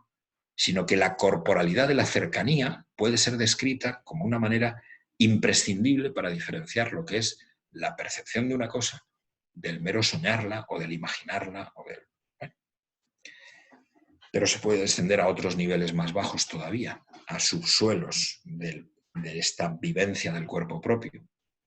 Un subsuelo que deslumbró a Husserl y que le hizo escribir un texto, en realidad varios textos de varios momentos distintos de su vida, que le pidió luego a Edith Stein que los coleccionara y hiciera lo que pudiera con ellos, un libro que a Edith Stein casi le costó una barbaridad, ¿no?, que luego pues editó Heidegger prácticamente sin corregir, que son las lecciones sobre el tiempo interno. Bueno, el cuerpo está muy bien, pero cada una de las vivencias con las que se vive el cuerpo propio y cada una de las vivencias con las que se vive cualquier región de objetos del mundo es siempre ella misma un objeto temporal autoconsciente. Bueno, pues entonces tengo que describir ese modo de la temporalidad de la vida misma, no contando con que sea la misma temporalidad que la de los objetos. Es la temporalidad inmanente, la temporalidad propia de la vida. Y Husserl fue haciendo de ella progresivamente como la clave misma de lo que significa subjetividad. Tiempo y conciencia vienen ya prácticamente a coincidir, de una manera que es muy compleja y que solo, si me preguntáis, me metería en ella con gran entusiasmo porque es un tema que me gusta mucho, pero que resulta bien difícil. Ahí tenéis otro ejemplo muy característico. No es aceptar que tiempo es eso que describe el físico, que tiempo es eso que miden los relojes, sino que, en una aproximación, por ejemplo, en la filosofía de Bergson, contemporánea de esta, lo que hay que describir es el modo en que el tiempo no es un objeto, es la subjetividad misma autosaboreándose a la vez que se abre a los objetos del mundo. Naturalmente, solo el tiempo no explica la conciencia. Hay que explicar por qué la conciencia es capaz de vivir referencias, llama Husserl, intencionales a cosas que están, por así decir, fuera de ella. Pero esto hace concentrar a la fenomenología de una manera muy, muy fundamental en qué signifique este tiempo propio, que por decir algo más, no dejaros ahí, bueno, muchos sabréis mucho de este asunto, pero los que sepáis menos, ¿no? Este tiempo propio, como digo, es que es vida misma, es que es autoconciencia misma. Algo que discutió luego enormemente Michel Henry y otros, pero es autoconciencia misma. No es un objeto entre los objetos, es como la subjetividad del sujeto, por decirlo de alguna manera. Es decir, que en este momento de presente que yo estoy viviendo, lo que estoy haciendo es reteniendo el inmediato pasado, esperando el inmediato futuro, y ellos dos son a la vez forman parte de este presente de una manera extraordinariamente peculiar. Este presente es esa especie de distensión que es autoconsciente de alguna manera, y que no es que contenga ningún universal, ninguna esencia, es que es pura autoconciencia. Bueno, pues eso naturalmente es una parte, de nuevo, del misterio, del enigma, de la subjetividad, de extraordinario interés. Y probablemente pues esos ejemplos que podéis poner todos en el cuidado de alguien, ¿no?, que se va a morir y de repente resume toda su vida en un instante, o que tiene fogonazos de lucidez impresionantes, o que es capaz de decir cosas tan misteriosas como la que dijo mi propio padre cuando estaba en su agonía o entrando en agonía, ¿no? Se despierta y me dice, hace 15 días que no tengo noticias de mí. Y lo increíble es que hacía 15 días que estaba en coma. Bueno, ese tipo de fenómenos extraordinarios que tienen que ver con esta clave de la subjetividad que no se podría tratar en términos naturalistas, en términos externalistas, en términos de la física, que más bien habría que decir, no, lo que dice la física es una especie de matematización, de simbolización de algo que tiene una raíz antropológica enormemente diferente y más profunda. Pero repito que intento ir terminando en 5 minutos más, ¿no? Pero lo que hizo Heidegger y lo que luego corrigió Levinas es, si queréis, aún más interesante. No descienda usted cuerpo-tiempo, sino más bien póngase en un principio de análisis que no es la percepción de cosas, que es nuestro estar moviéndonos en el mundo usándolo, que ese es el principio de las descripciones y que la historia entera de la filosofía está montada, las categorías de Aristóteles, las categorías de Kant, ¿no?, está montada sobre una manera de comprender la inteligencia y la vida que es, he dicho antes esa especie de metáfora, que es ponerse en el tercer piso. No, habría que descender a un nivel, esto lo heredó Heidegger de Kierkegaard y de Blondel, pero no lo confesó ni en el Potro de Tortura. Ponerse en un nivel en que es la acción inmediata lo que es importante. O sea, yo en este momento no estoy sintiendo la silla sobre la que estoy sentado, estoy usándola. Y la silla, por decirlo de alguna manera, lo que es como un verbo, el sillear. La silla sillea, la silla no es, la silla sillea, me sostiene. Mi vida con el mundo no consiste en una percepción, en una representación, en un sentir el mundo y conceptualizarlo, o en un sentirlo y ponerle gestalten para empezar a entenderlo. No, señor. Es que él está como llenándome de verbos elementales porque lo estoy usando desde el principio. Un análisis de nuestra inserción en el mundo, utilizando el término sensación, utilizando el término percepción, incluso utilizando el término cuerpo, que prácticamente no está en Ser y Tiempo, en la obra fundamental de Heidegger, es una descripción llena ya de preconceptos. Usted, maestro mío, había querido hacer una abstención. Pues no se ha abstenido de casi nada. Se ha introducido a través del lenguaje natural y de la influencia de pues las teorías de todo el mundo una inmensa cantidad de conceptos y habría que partir de algo completamente más original, que es el modo en el que son a mano, no como objetos, todos los instrumentos entre los que estamos viviendo y que ya están funcionando sin estar conceptualizados.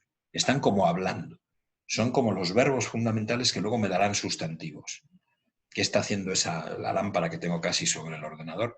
Está brillando. No es un objeto si me paro a reflexionar en ella. O si se me apaga de pronto. Pasa a ser un objeto. Está muy bien que sea un objeto, pero entonces la puedo limpiar, manejar, apagar, cerrar. Muy bien. Pero de momento no es un objeto. Es otra realidad. Es otro tipo de realidad. Es un a mano, es un instrumento. Y nuestro mundo sería una red de instrumentos entre los que estamos trabajando, etc.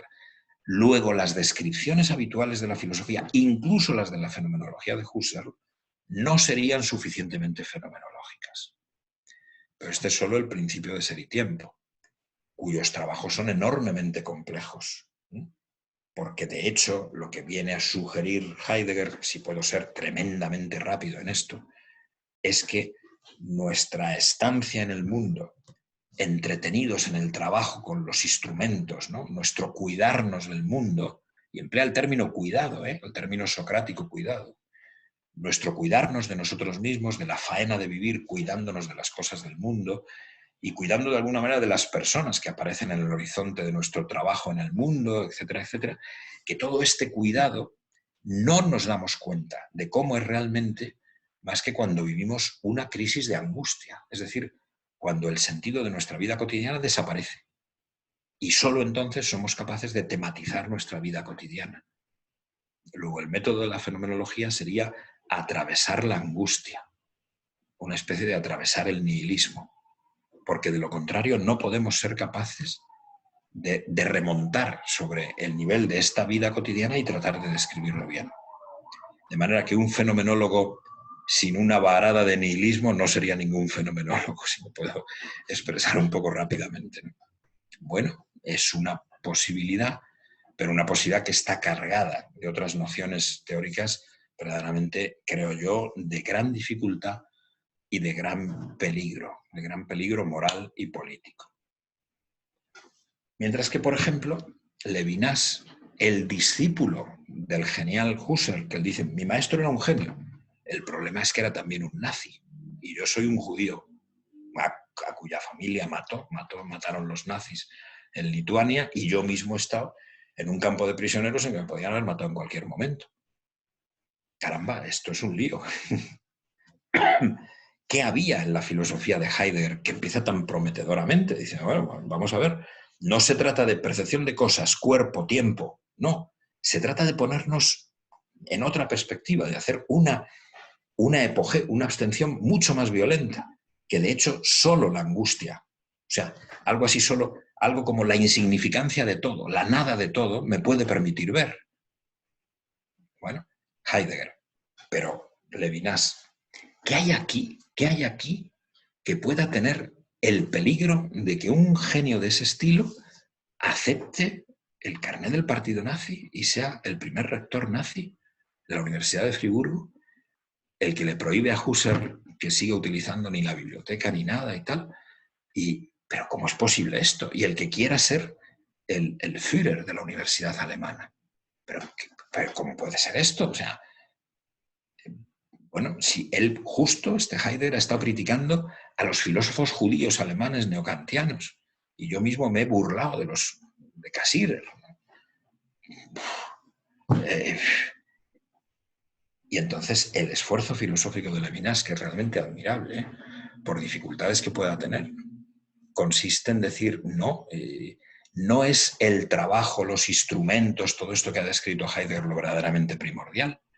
Hay cosas mucho más primordiales que esas, y si no bajamos a ellas no haríamos fenomenología, no podríamos hacerla. E intentar solo entrar en esto es un problema de una manera. Estoy desarrollando todo el máster en la Universidad de Comillas solo sobre este asunto y he traducido Totalidad e Infinito, que es un libro maravilloso que no deberíais dejar de leer. Porque la gran preocupación de Levinas es, pero vamos a ver, esto que ha dicho Heidegger será lo que sea, repito un poco la cuestión, pero tenemos que introducir otra vez el problema de la vergüenza, de la responsabilidad absoluta. Y eso no está nada claro en la filosofía de Heidegger. Ha tenido un movimiento muy interesante de descenso a lo más radical, pero eso no está nada claro. Hay un decisionismo, una especie de ¿qué hay que hacer? Pues mira lo que la historia nos sugiere, lo que la historia nos está pidiendo que llevemos a culminación. ¿Cómo que lo que la historia nos está pidiendo que llevemos a culminación? No habrá que hacer una crítica radical de la historia. No habrá que ser un poquito más, si queréis decirlo así, marxista, revolucionario. No habrá que darle mucha más importancia a los actos de la vida cotidiana en que, por ejemplo, un obrero está haciendo su trabajo, está haciendo por la vida y sin crisis de nihilismo, está haciendo algo que tiene relevancia metafísica, relevancia teológica y relevancia fenomenológica, desde luego. Esa es una parte del esfuerzo de Levinas. Y entonces, un descubrimiento suyo, realmente muy curioso, es que una manera de releer el judaísmo sería la manera más radical de ser fenomenólogo. Solo por sugerir un par de cosas, porque es muy difícil entrar en la... Vamos, entrar en esto no es que sea tan difícil, pero técnicamente sí lo sería. ¿Qué le interesa a Levinas? Poder defender que haya fenomenológicamente la posibilidad de una crítica radical de los movimientos históricos y de los movimientos políticos. Poder defender radicalmente que pueda darse la resistencia absoluta a la historia y a la naturaleza, pero sobre todo a la historia. Poder defender el caso Sócrates, si queréis, o estos casos que ahora la última película de Terence Malick nos han mostrado, ¿no? En que uno diga, muy bien, sí, aquí está, el universo está todo puesto de acuerdo y todo está presionándome. No, señor.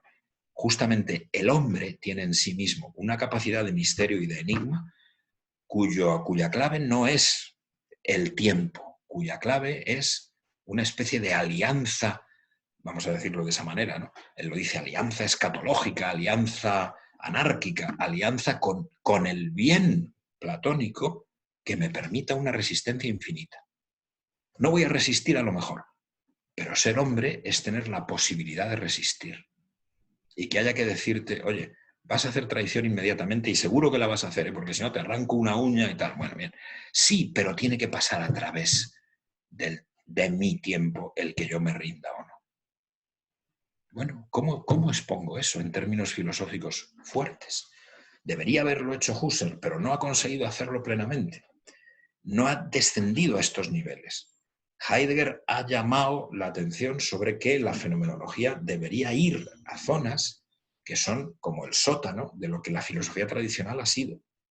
Y que desde esas zonas hay que volver a describir las regiones de objetos del mundo que no habrían sido... Bueno, bien, pues Levinas tiene una fuente de inspiración sorprendente. Cuidado, porque no es que Levinas sea un teólogo, ni mucho menos.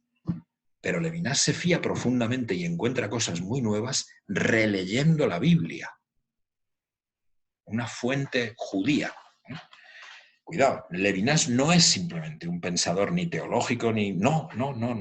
Pero, por ejemplo, parte, en Totalidad e Infinito sobre todo, parte de varias cosas, las voy a mencionar muy deprisa, pues ya no me puedo entretener mucho más y ahí las preguntas es lo más importante. Levinas parte, por ejemplo, de una especie de situación paradisiaca del ser humano en el mundo que no es trabajarlo, es disfrutar de los alimentos terrenales, del agua, del aire, de la tierra. Ayer me nació un nieto. Bueno, pues el nieto evidentemente no está trabajando. El nieto está durmiendo, mamando y, bueno, y haciendo pis, en fin, por decirlo de manera suave. ¿Qué está haciendo este niño? No porque haya venido al mundo en una familia que lo ha podido tener en un hospital. Cualquier niño en cualquier parte nace y respira. Tiene un acceso inmediato a algo elemental. Fuera de él que no es un objeto de representación, no es un objeto de sensación, pero tampoco es un objeto de trabajo. Es el disfrute fundamental de lo elemental. Y lo elemental es el aire, es el agua. Lo elemental no son sustancias, son como cualidades que no sabemos de dónde vienen y donde baña nuestra existencia. Levinas trata al cuerpo como un adverbio. Nuestra existencia es corporal porque lo primero que le pasa a nuestra existencia es que se posa en un lugar gozando, ya viviendo de alguna manera del elemento tierra, y a partir de ahí disfruta de los elementos, y ese disfrute es el modo peculiar de ser de un psiquismo que se va como, bueno, es una especie de egoísmo fundamental que no me lo puedo explicar desde ningún otro punto de vista, que tengo que tratar de describirlo con una originalidad absoluta. Y desde este disfrute elemental empezaremos a describir las cosas y trataremos de reconstruir una teoría general de todo, absolutamente de todo, completamente nueva y que nos permita ver con una claridad nueva cosas tan importantes y tan desatendidas como el hecho de poder tener delante una persona, no como un tipo de persona, sino como un individuo, absolutamente un individuo. Esto, aunque os parezca mentira, ha sido un problema que la filosofía no ha sabido acometer. Estoy viendo vuestras caras, pero sería, bueno, pues son... A ver, yo necesito un universal, porque si no, no os comprendo. Gente de Huelva, ¿no? Porque veo ahí un murciano infiltrado. Gente, pero necesito universales. Asistentes al seminario de Juan Diego. Bueno, judíos. Ya entonces la cosa se vuelve peor porque primero nos vuelven un concepto y luego cenizas. No. ¿Qué significa el cara a cara absoluto? El tener delante a una persona absolutamente individual. Ese fenómeno, cree Levinas, que se puede describir desde las bases de su fenomenología y que no se ha podido describir en realidad nunca bien desde ningún sitio. Bueno, esa descripción es bien complicada, es una descripción nueva de lo que significa intersubjetividad, pero tiene un interés bárbaro, y un interés bárbaro para el cuidado del otro. Y los libros de Levinas son de una belleza sorprendente, ¿eh?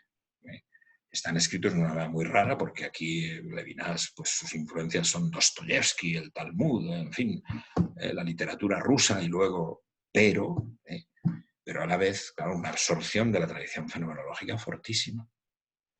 Fijaos solo en un punto, que Levinas llama una especie de... Perdóname, Miguel, que te recuerde que queremos hacerte preguntas. Sí, pues el último punto. Para que yo tenga delante a Juan Diego como Juan Diego, en vez de que yo me lo haya abierto, es como si él disparara hacia mí el rayo de su subjetividad y de alguna manera, me hiciera acoger más de lo que yo soy capaz de acoger. Y por tanto, destruyera, por así decir, simplemente aquí está mi conciencia, mi vida, ahí las circunstancias, mi vida. No, señor, ahí hay una circunstancia llamada Juan Diego que, aunque esté ahora solo en una pantalla, está como lanzándome una especie de rayo excesivo, que yo tengo que acoger y no puedo acoger, y no lo puedo acoger más que si le hablo, si le ofrezco el mundo, si le ofrezco una representación del mundo, si le doy cosas. Y esto es una relación moral absolutamente fundamental, sin la cual el mundo sería, bueno, por ejemplo eso, solo por sugerir algo. Bueno, no solo me tenéis que hacer preguntas, me deberéis expulsar de vuestra sala. Son las 7 menos 5. Muy bien, Miguel, muchísimas gracias. Creo No, que nos ha presentado una constelación ¡guau!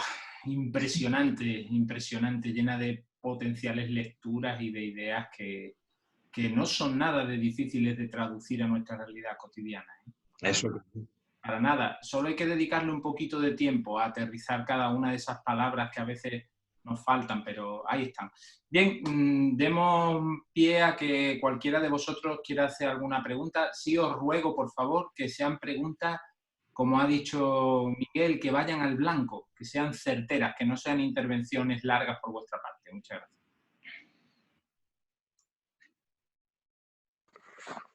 ¿Se puede, pedimos la palabra o bueno, ya le he pedido Puedes intervenir. indirectamente. Sí, vale, gracias.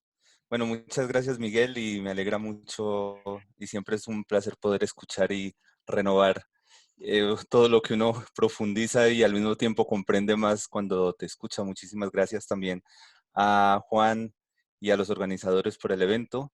Y bueno, yo tenía una pregunta respecto a esto último de Levinas, ¿no?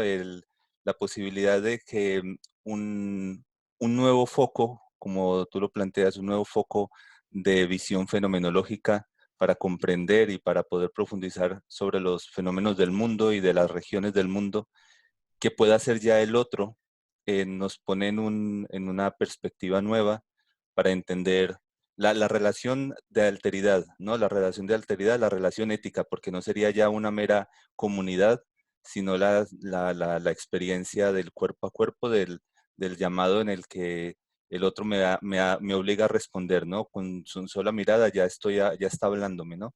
Y eso reconfigura la visión sobre los objetos, la visión, y ya no sería una visión ontológica, evidentemente, pero no sabría si de llamarla una visión óntica.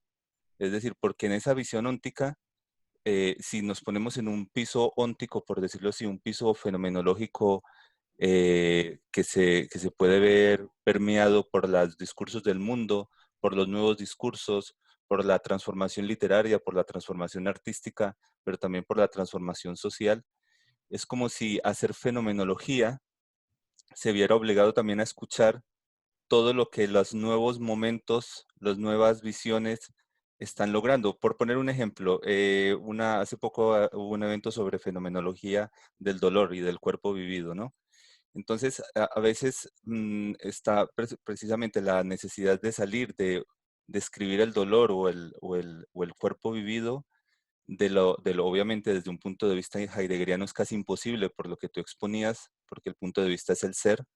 Desde un punto de vista fenomenológico es obligado, pero tiene que salir de la subjetividad y de la fenomenización para poderse verse, para que pueda ser permeado por los nuevos discursos sociales, literarios, y poder ver en algo como la fenomenología de la experiencia del dolor, de la enfermedad, de lo sexual, eh, discursos que no corresponderían a la fenomenología, pero siempre con esas características de la alteridad del otro, porque eso Bueno, nos implicaría, bueno, ya he hecho totalmente es que lo que terminar, decía si Juan, no, perdón, sí, no solo ya Juan está. Diego, yo también intervengo, nada, ya, que si no...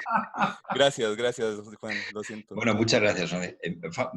Esto hay que tener también mucho cuidado porque hay una tendencia, mira, es muy evidente que las exploraciones artísticas anticipan muchas veces temas filosóficos, pero es también muy evidente que la filosofía tiene que tematizarlos a su manera y que recibirlos a su manera. O sea, no puede estar, por así decir, muy prevenida contra las tradiciones filosóficas, pero absolutamente desprevenida con la novela, con no sé qué. No, no, claramente no. ¿Eh?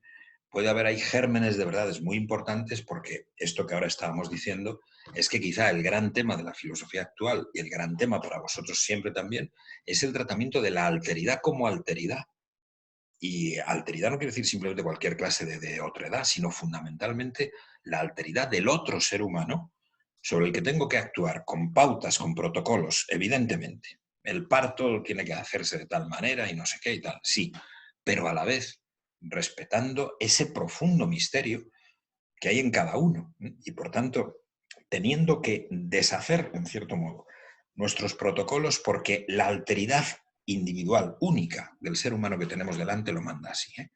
Por ejemplo, ahora con la pandemia, la pura verdad es que si a mí se me hubiera muerto, por ejemplo, mi mujer, y hubiera en la puerta del sitio donde se estaba muriendo alguien impidiéndome entrar, yo la verdad es que le hubiera dado 2 puñetazos y le habría entrado. Y luego a la cárcel. Bien, muy bien, a la cárcel, lo que sea, perfecto. Pero hay cosas que no se pueden hacer. O sea, me da igual, yo ahora no quiero contagiar a nadie. Lo que quiero es asistir a esa persona como tal.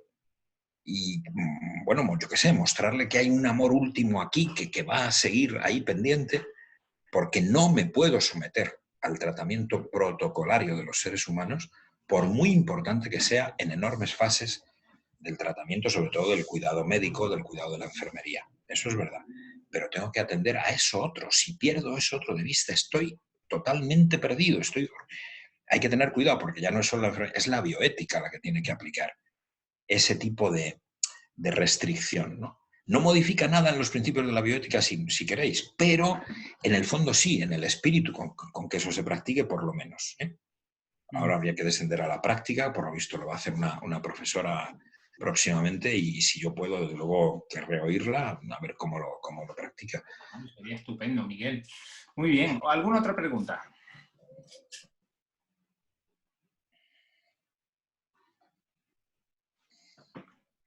Si os calláis mucho rato, pregunto yo, ¿eh?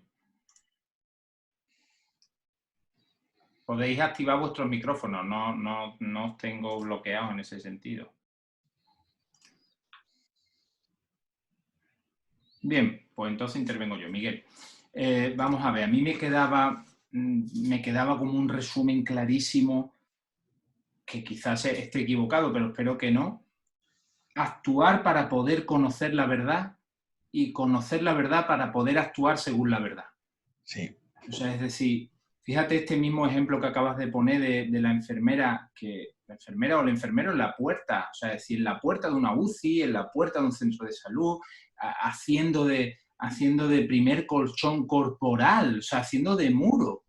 Fíjate tú lo que es que una persona tenga que sentirse un muro entre dos seres queridos. La autoconciencia que supone eso para la enfermera, el choque profundo que eso está suponiendo para la conciencia de muchos profesionales, que jamás se hubieran imaginado que entre sus funciones estaría la de hacer de muro de carne entre personas que se quieren y tener que acompañar a personas que mueren solas y aún así mantenerse firmes como una roca, precisamente para cumplir su responsabilidad absoluta.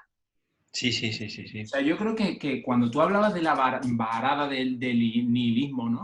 Y decía, si no es desde la crisis de angustia, no puede entenderse el esfuerzo fenomenológico. Yo creo que la enfermería ahora mismo, y las personas que están escuchándonos y que están en un entorno clínico, hay una de mis doctorandas que trabaja en una UCI y que está aquí escuchando, yo creo que lo que tú has planteado es muy, muy, muy importante, en el sentido de que de lo que se trata es de volver a mirar cada una de esas realidades a las que llamamos objetos y volverme a plantear cómo tengo yo que responder ante cada una de ellas. Entonces voy a la pregunta, para no ser yo incoherente. La pregunta es, dada la enorme dificultad intelectual que supone ser serio, sí, y el riesgo, por tanto, tan grande al que estamos sometidos de caer en la sofística, de caer en la palabrería vana, que no sabe lo que está diciendo, pero va a la moda. Exacto. ¿Cómo podemos hacer aquellas personas que no tenemos una formación filosófica previa, seria, pero sí tenemos ganas? ¿Cómo podemos hacer para no ser unos analfabetos de nosotros mismos? ¿Por dónde empezamos? Esa es la Pues mira, sí. Advierto antes, yo tengo una hija enfermera que se ha contagiado en París. Afortunadamente ha salido adelante, pero claro, sus hijos pequeños, oye, ¿te vas a morir o no? En fin, claro, un niño de 7 años que ve a su madre con el coronavirus, que está en la... Tal, y tengo una hija médico que ha tenido que estar, pues también, aunque ella es pediatra, pero bueno, su hospital se convirtió simplemente en una UCI entera, ¿no? Yo ahí te diría, primero, efectivamente, este tipo de descripciones muestra muy bien, digamos, el error de Heidegger, porque la verdadera apelación es ahí la que te hace la humanidad de esas personas que se quieren, de esa persona que se está muriendo. Y el verdadero peso que te vuelve un filósofo, que te vuelve, es justamente la humanidad del otro. Y por tanto, un punto de vista profundísimamente ético. Yo diría que lo que hay que tener siempre es la ética primero, porque eso lo han dicho muy grandes filósofos. En la tradición fenomenológica no tanto, por desgracia. Levinas tiende a eso. Pero lo ha dicho Blondel, que ya ha dicho que es el inspirador de muchas de estas cosas en Heidegger, aunque esté oculto, filósofo interesantísimo, y lo había dicho antes Kierkegaard y antes Fichte. El órgano de la lucidez intelectual es la conciencia moral. Esa es la base. Si se pierde esa base y la apelación es el otro humano en su individualidad absoluta. Eso es lo que de verdad a mí me vuelve también un individuo absoluto, porque en este momento estoy yo solo con una responsabilidad total ante alguien, sobre todo en esos casos, doliente, muriente, quejándose, y yo tengo que ser quien le ayude, a lo mejor impidiendo un poco la entrada de otro. Ya he dicho que yo ahí rompería las barreras, luego pues habría que llamar a Guardia Civil y tal, bueno, bien, pero eso ya... Pero que en todo caso, lo que ahí se nota es que lo que tiene peso metafísico, si queréis, teológico y también fenomenológico, es responder a esa apelación que se nota que tiene pleno sentido. Bueno, de hecho, Levinas lo que dice es que empieza el sentido si hay otro, y que si no, no hay sentido en ningún sitio. O sea, que no puedes decir, es que las cosas hablan. No, no, mire, las cosas hablan en la medida en que yo tenga alguien a quien se las quiera decir, alguien que me obligue a hablar. Y yo no soy el principio del lenguaje. Fíjate, Miguel, perdona que te interrumpa, pero has dicho, es la acción inmediata lo que es importante. Sí. No son las cosas y yo, sino las cosas por un lado y yo por otro. O como Ortega dice, yo soy yo y mi circunstancia, pero el primer yo de la frase no es igual que el segundo yo. Es decir, estoy yo, está mi circunstancia, pero yo soy la conjunción de mi yo y la circunstancia. Sí, sí. Creo que es lo que tú has querido plantear, ¿no? Eso, Al decir, no es las cosas, no es el mundo vida, sino es la totalidad de eso, ¿no? Nosotros, los enfermeros, las enfermeras, estamos más preparados que mucha gente para poder ser socráticos. Otra cosa es que no vayamos a poder ser grandes académicos de nada, pero me ha gustado mucho tu frase cuando has dicho, no se trata de ser original, se trata de ser humilde. Nuestra profesión, mucha gente la machaca incluso dentro de nosotros mismos, porque parece que tenemos una humildad excesiva, ¿no? Entonces, que estamos en un discurso de la subalternidad y todas estas cosas. Pero la realidad, por lo que yo he escuchado, es que estamos mejor preparados, por lo menos por el set, digamos, ¿no? El sitio donde estamos, la forma de vivir, somos muy xenofónticos en eso, estamos en las cosas mismas. Ahora, claro, ¿cómo hacemos nosotros, los que somos pedagogos, profesores, los que son enfermeros asistenciales, cómo hace la persona para no olvidarse de su responsabilidad para consigo, para no echar su autoconciencia al olvido y convertirse en una marioneta del sistema? Es verdad. Y es que eso es la idea misma de la fenomenología, no como una teoría tal, sino como un modo de vida o un modo de rellenar la práctica con teoría. Porque esto de la acción inmediata, hay que recordar que la acción inmediata es una descripción de Blondel, pero que me gusta mucho. Tiene algo de brutalidad total. Tú ahora tienes que hacer una respuesta nueva a una situación nueva, justo porque te invade lo otro, y lo otro es una especie de aventura nunca esperable, que nunca puedes controlar. No se trata de que tu proyecto se vaya a realizar, error hermenéutico básico, sino de que tú eres sorprendido por una realidad. Maldiné, a mí me gusta mucho eso porque lo creo firmemente, ¿no? El intentar ser estoico, ¿no? Que nada me tal, es volverse loco. O sea, un estoico perfecto está como una cabra, ¿no? Completamente, no le pasa nunca nada. Pues no, señor, el ser humano es un ser al que le pasan cosas. Por tanto, no puede estar nunca del todo prevenido. Lo que tiene que estar es abierto a esa apelación de las cosas mismas, reclamándole algo para lo que él tiene que haberse ido preparando, digamos, en el hábito moral de su acción. Y claro, intentando, que es que eso no es nada fácil, buscar qué fuentes teóricas son, por así decir, las que mejor correspondan a la necesidad de uno. O sea, nunca dejarse llevar por el hecho de que se diga, señores, este es el gran filósofo de nuestra época, y comprarse sus libros. No, señor, no, señor. Hay que seguir la propia necesidad espiritual, por así decirlo. Y si lo que uno entiende a fondo es a un poeta, pues eso sería el modo, por así decir, fenomenológico de llevar la teoría dentro de su vida. Pues lea usted a ese poeta tranquilamente, y a lo mejor de pronto hay ciertas inspiraciones de eso que le permiten entender textos filosóficos que de momento pues no ha tenido usted acceso a ellos o tal, y que pueden no estar en absoluto a la moda, ¿eh? Ahora estamos haciendo en el seminario que llevamos aquí un sábado al mes, ¿no? El descubrimiento de alguien que, no quiero alargarme con esto, pero por decirlo rápidamente, un filósofo interesantísimo, porque siendo un judío revolucionario, al que Lenin expulsa de la Unión Soviética de la peor manera posible, siendo un tío súper listo, que encima se convierte al cristianismo, se va a París, lo persiguen los nazis, se va a Londres, escribe una obra maravillosa que no ha leído prácticamente nadie. Y es un genio. Bueno, pues eso es un descubrimiento maravilloso, porque un alumno que tienes que sabe ruso, lo ha leído, no sé qué, y se empeña en traducir un libro, pone el libro ahí, y tú lo descubres, ¿pero qué es esto? ¿Qué tío? O sea, qué maravilla de originalidad, de profundidad, de tal, gracias a tener una vida de compromiso, de persecución y de problemas como pocas vidas, ¿no? Pues encima le ha correspondido ese honor maravilloso de que encima es un filósofo al que no se ha leído, ¿no? Lo cual ya es el colmo de la situación de humildad.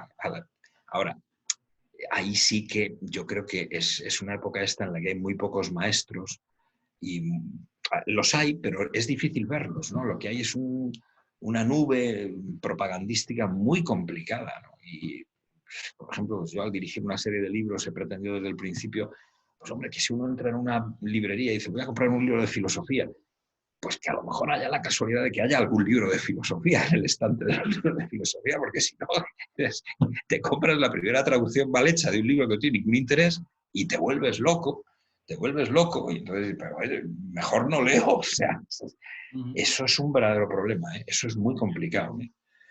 ¿Hay alguna otra pregunta por ahí? Nos quedan escasos 10 minutos, así que es la oportunidad. Lisbeth, Naomi, por favor, puedes activar tu micrófono.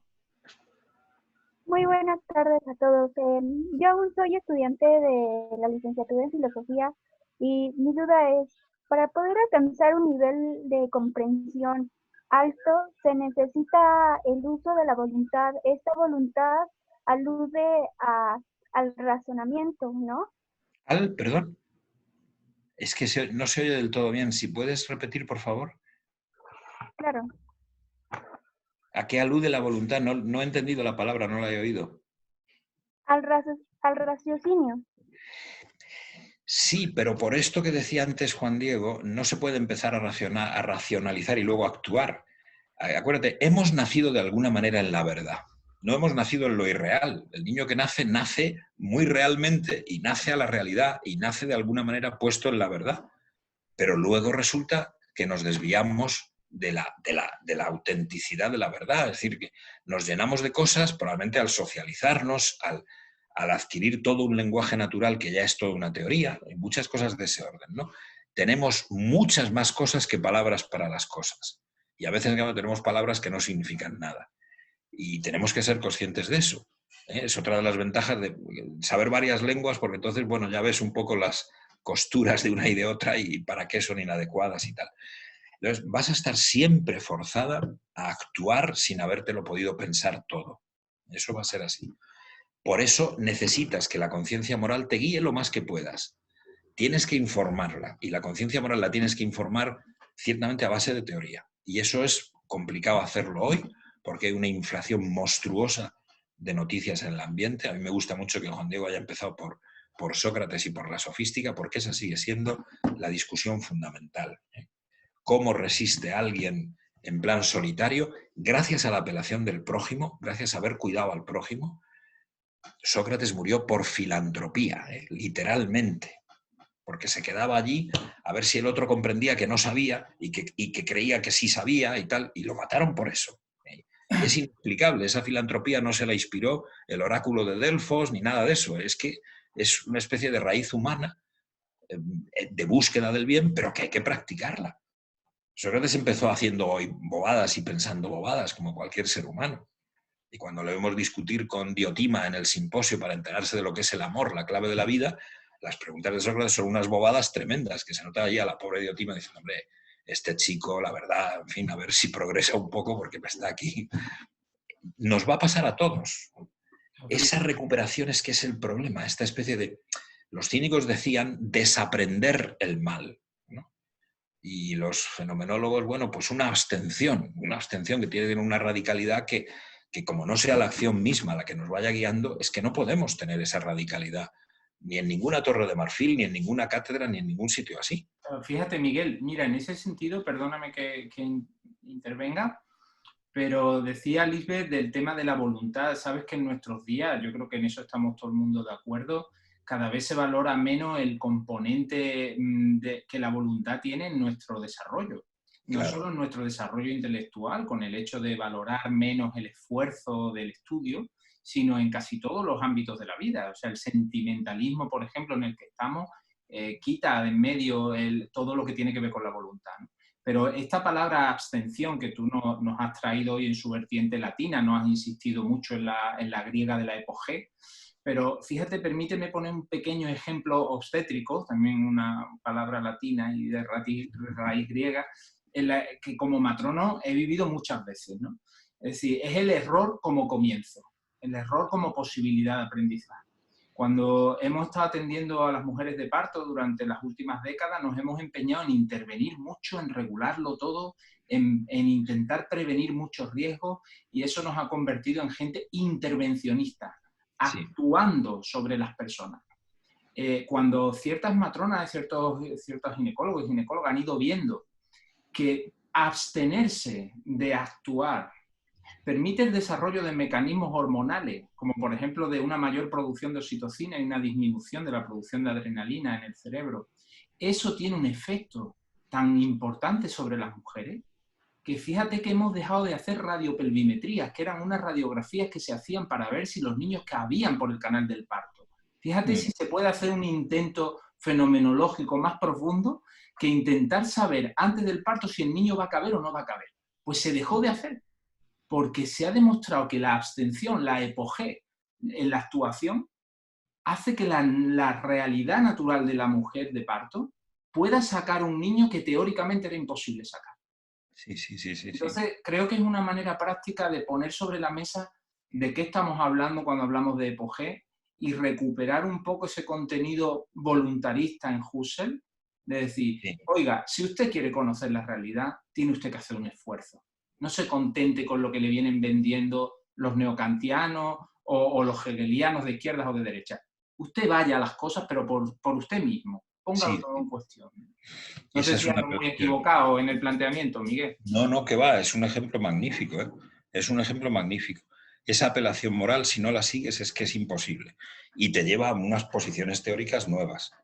Y tienes luego que tener el valor de resistir la presión social, porque no se puede ignorar que quien haga eso normalmente, pues no sé, como el caso de Ballestras o de tal, ¿no? Hay que lavarse las manos. Maldito sea usted, que encima uno tenía mal humor, como era el caso de Ballestras, pues estaba arreglado. Levantaba una tormenta de odios y de envidias y tal y cual. Bueno, pero eso va a ser siempre así. Es que no hay otra posibilidad. Hay que aguantarse con eso y resistir, pero el ejemplo es muy bueno, ¿eh? El ejemplo es muy bueno. Es un feedback continuo de la acción y la teoría. Y ahí sí, para pensar necesita uno una comunidad, normalmente. Y por eso un esfuerzo como el que hacéis vosotros me parece esencial. O lo que hemos intentado hacer aquí en Madrid, mantener 40 años un grupo de trabajo. Bueno, pues claro, mi propia enfermería son las clases. Yo lo he aprendido todo dando clases. Es que es así. Todo, absolutamente todo. Damos la oportunidad a la última intervención, si alguien se anima. ¿Puedo preguntar algo? Claro que sí, Claudio. Ánimo. ¿Qué tal? Gracias Miguel, excelente la charla. Yo te había pedido un artículo ayer que me mandaste por mail. Muchas gracias, Sor Henry. Y la verdad que me sorprendió la apertura que tenés en tanto fenomenólogo a los distintos autores, ¿no? Porque nos has hablado de Husserl, pero también de Heidegger, de Scheler, de Levinas, de Henry. Ay, que se interrumpe. Marion, etcétera, ¿no? Mi pregunta es... Se te ha interrumpido. A ver, sí, di. Sí, tengo mala conexión, me parece. La pregunta es, ¿cómo articulás vos, en tu modo de hacer fenomenología, un poco estos autores con sus distintas peculiaridades, ¿no? Bueno, a mí me influye mucho una descripción particular que llevo intentando desde hace ya años, una especie de fenomenología narrativa, o más bien de filosofía existencial narrativa, en donde me parece que es absolutamente fundamental observar una serie que además que cronológicamente se puede seguir, de acontecimientos capitales que nos hacen variar nuestro modo de vivir. Y entonces yo solo describo en artículos, en textos personales míos, y no encaja exactamente en ninguna de estas doctrinas, ¿no? recibe mucho de todas ellas. Es una influencia muy clara, sobre todo de Kierkegaard en el fondo, ¿no? Mi idea sería algo así como el ser humano busca sentido normalmente confrontándose con un primer acontecimiento infantil, que es el descubrimiento de la muerte, el descubrimiento del fracaso posible, el descubrimiento de, bueno, he perdido para siempre un amigo, he perdido... Y que eso es lo que nos vuelve profundamente reflexivos de entrada, pero nos hace también egoístas, nos hace, en cierto modo, filosofar, prefilosofar, de una manera que a veces yo comparo con la de Heidegger, donde no figura el otro, no figura el amor, no figura la culpa, no figura la responsabilidad. Necesitamos un acontecimiento como de revelación en que se nos manifieste justamente la vergüenza de haber actuado así, que es una cosa en la que antes he insistido y que está un poco implicado en lo de Juan Diego. No es solo el error, es la vergüenza por el error. Porque el error, bueno, no, es que me he cargado a una persona, es que no he podido responder en un momento dado. Y tienes que tener esa reclamación que te saca de ti, que de repente te dice, tú que hasta hace un rato eras, qué interesante soy yo porque estoy buscando el sentido de la vida y tal y cual. Bueno, pues ahora se te pide a lo mejor la vida cuando tienes 20 años y dices, no, cuidado, que yo estoy en la Torre de Marfil pensando, a mí no se me pida el sacrificio de mi vida, ni el sacrificio de mi tiempo, ni el dar mi tiempo a otro, porque es que es muy importante lo que yo estoy haciendo y muy solitario, me estoy enfrentando, oh, por Dios, yo soy un genio, por favor, no, vamos, un genio, por lo menos estoy haciendo algo que parece que nadie hace y que es muy importante. No, señor, la reclamación moral es un salto tremendo a través de los fenómenos culpa y amor, amor ético. Y eso ya no es la muerte, es otra manera de vivir posterior. Antes de ese descubrimiento, tiene razón Levinas, pero yo puedo tratar al otro de la manera más cruel del mundo. Y lo normal, además, es que yo descubra la vergüenza cuando he maltratado sin querer a una persona que en realidad yo la quería, pero no la quería suficientemente. Por ejemplo, tienen enorme importancia en la vida los primeros amores, las traiciones, todo eso es de una importancia inmensa. Entonces, se pasa a otro nivel existencial y entonces se puede realmente filosofar por vergüenza.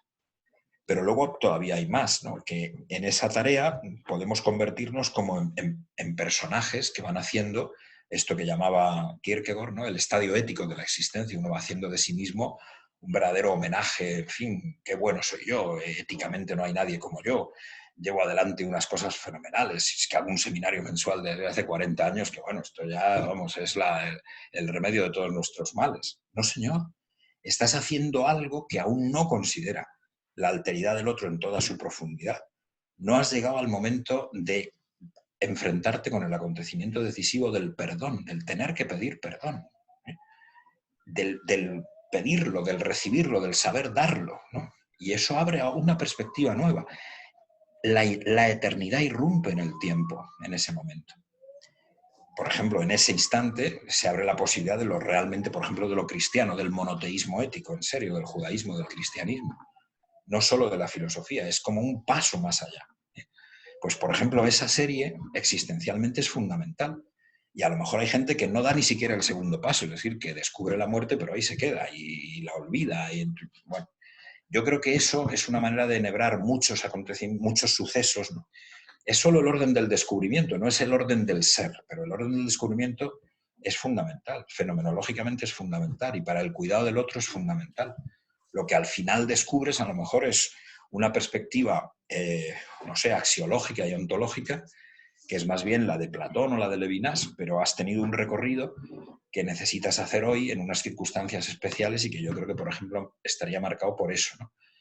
Hay que describir esas grandes crisis, esos acontecimientos fundamentales de manera muy cuidadosa y sabiendo que siempre son saltos existenciales, que tampoco los puedes ni justificar del todo ni describir del todo, pero que es imprescindible intentar vivirlos y prepararse para ellos y responder a su eco. O sea, es una teoría compleja que recuerda mucho cosas de Jaspers también, que repito que es un filósofo demasiado olvidado y que es de enorme interés, ¿no? Haremos un poder por volver a Jaspers. También, bueno, terminamos con esto. Y necesito terminar. Tengo que cortar a Miguel porque ya habéis visto que no es un hombre corto en palabras. Entonces, ha sido una verdadera maravilla, Miguel. Yo te lo agradezco en el alma. Aquellos de vosotros que tengáis una sensación profunda de ignorancia no estáis mal, es lo más socrático del mundo, aquello de solo sé que no sé nada. Lo hemos hecho bien, si os vais así. Ni siquiera los que hemos hablado más tenemos mucha idea, yo desde luego no. Pero estoy muy contento de cómo se ha generado este espacio en el que estamos juntos gente de disciplinas diferentes. En las próximas sesiones vamos a abundar en la de enero en el tema de la fenomenología en el campo más específico de la producción científica enfermera, y ahí la profesora Begoña Errasti pues, va a tener la benevolencia de compartir con nosotros lo que está trabajando. Y después en las sesiones de los meses de febrero, de marzo y de abril vamos a tocar temas de psicoanálisis, o por lo menos eso es lo que estamos trabajando, en el sentido de palabras que han salido aquí como finitud, como culpa, como vergüenza. Todos estos asuntos son realmente interesantes. Vamos a intentar tratarlos. Vamos a hablar de determinismo genético y altruismo. Si de verdad somos solo... Hay gente que dice que somos como trozos de carne parasitados por el ADN, ¿no? ¿Vamos a aceptar esa teoría o vamos a quedarnos con esto de la responsabilidad absoluta? Que lo pensemos todo, ¿no? En fin, que nos quedan unas sesiones interesantes por delante. Os haré invitaciones a todos los que habéis participado en esta sesión. Estáis, por supuestísimo, todos invitados. Y nada más, mil gracias, Miguel. De verdad que ha sido un placer teneros a todos y os deseo el mejor día. Hasta pronto. Muchísimas gracias, de verdad, de corazón. Ojalá os haya servido de algo. Y si no, pues nada, me lanzáis preguntas que si yo tengo tiempo, pues a través del correo electrónico. Tengo muy poco tiempo, pero vamos, lo intentaré.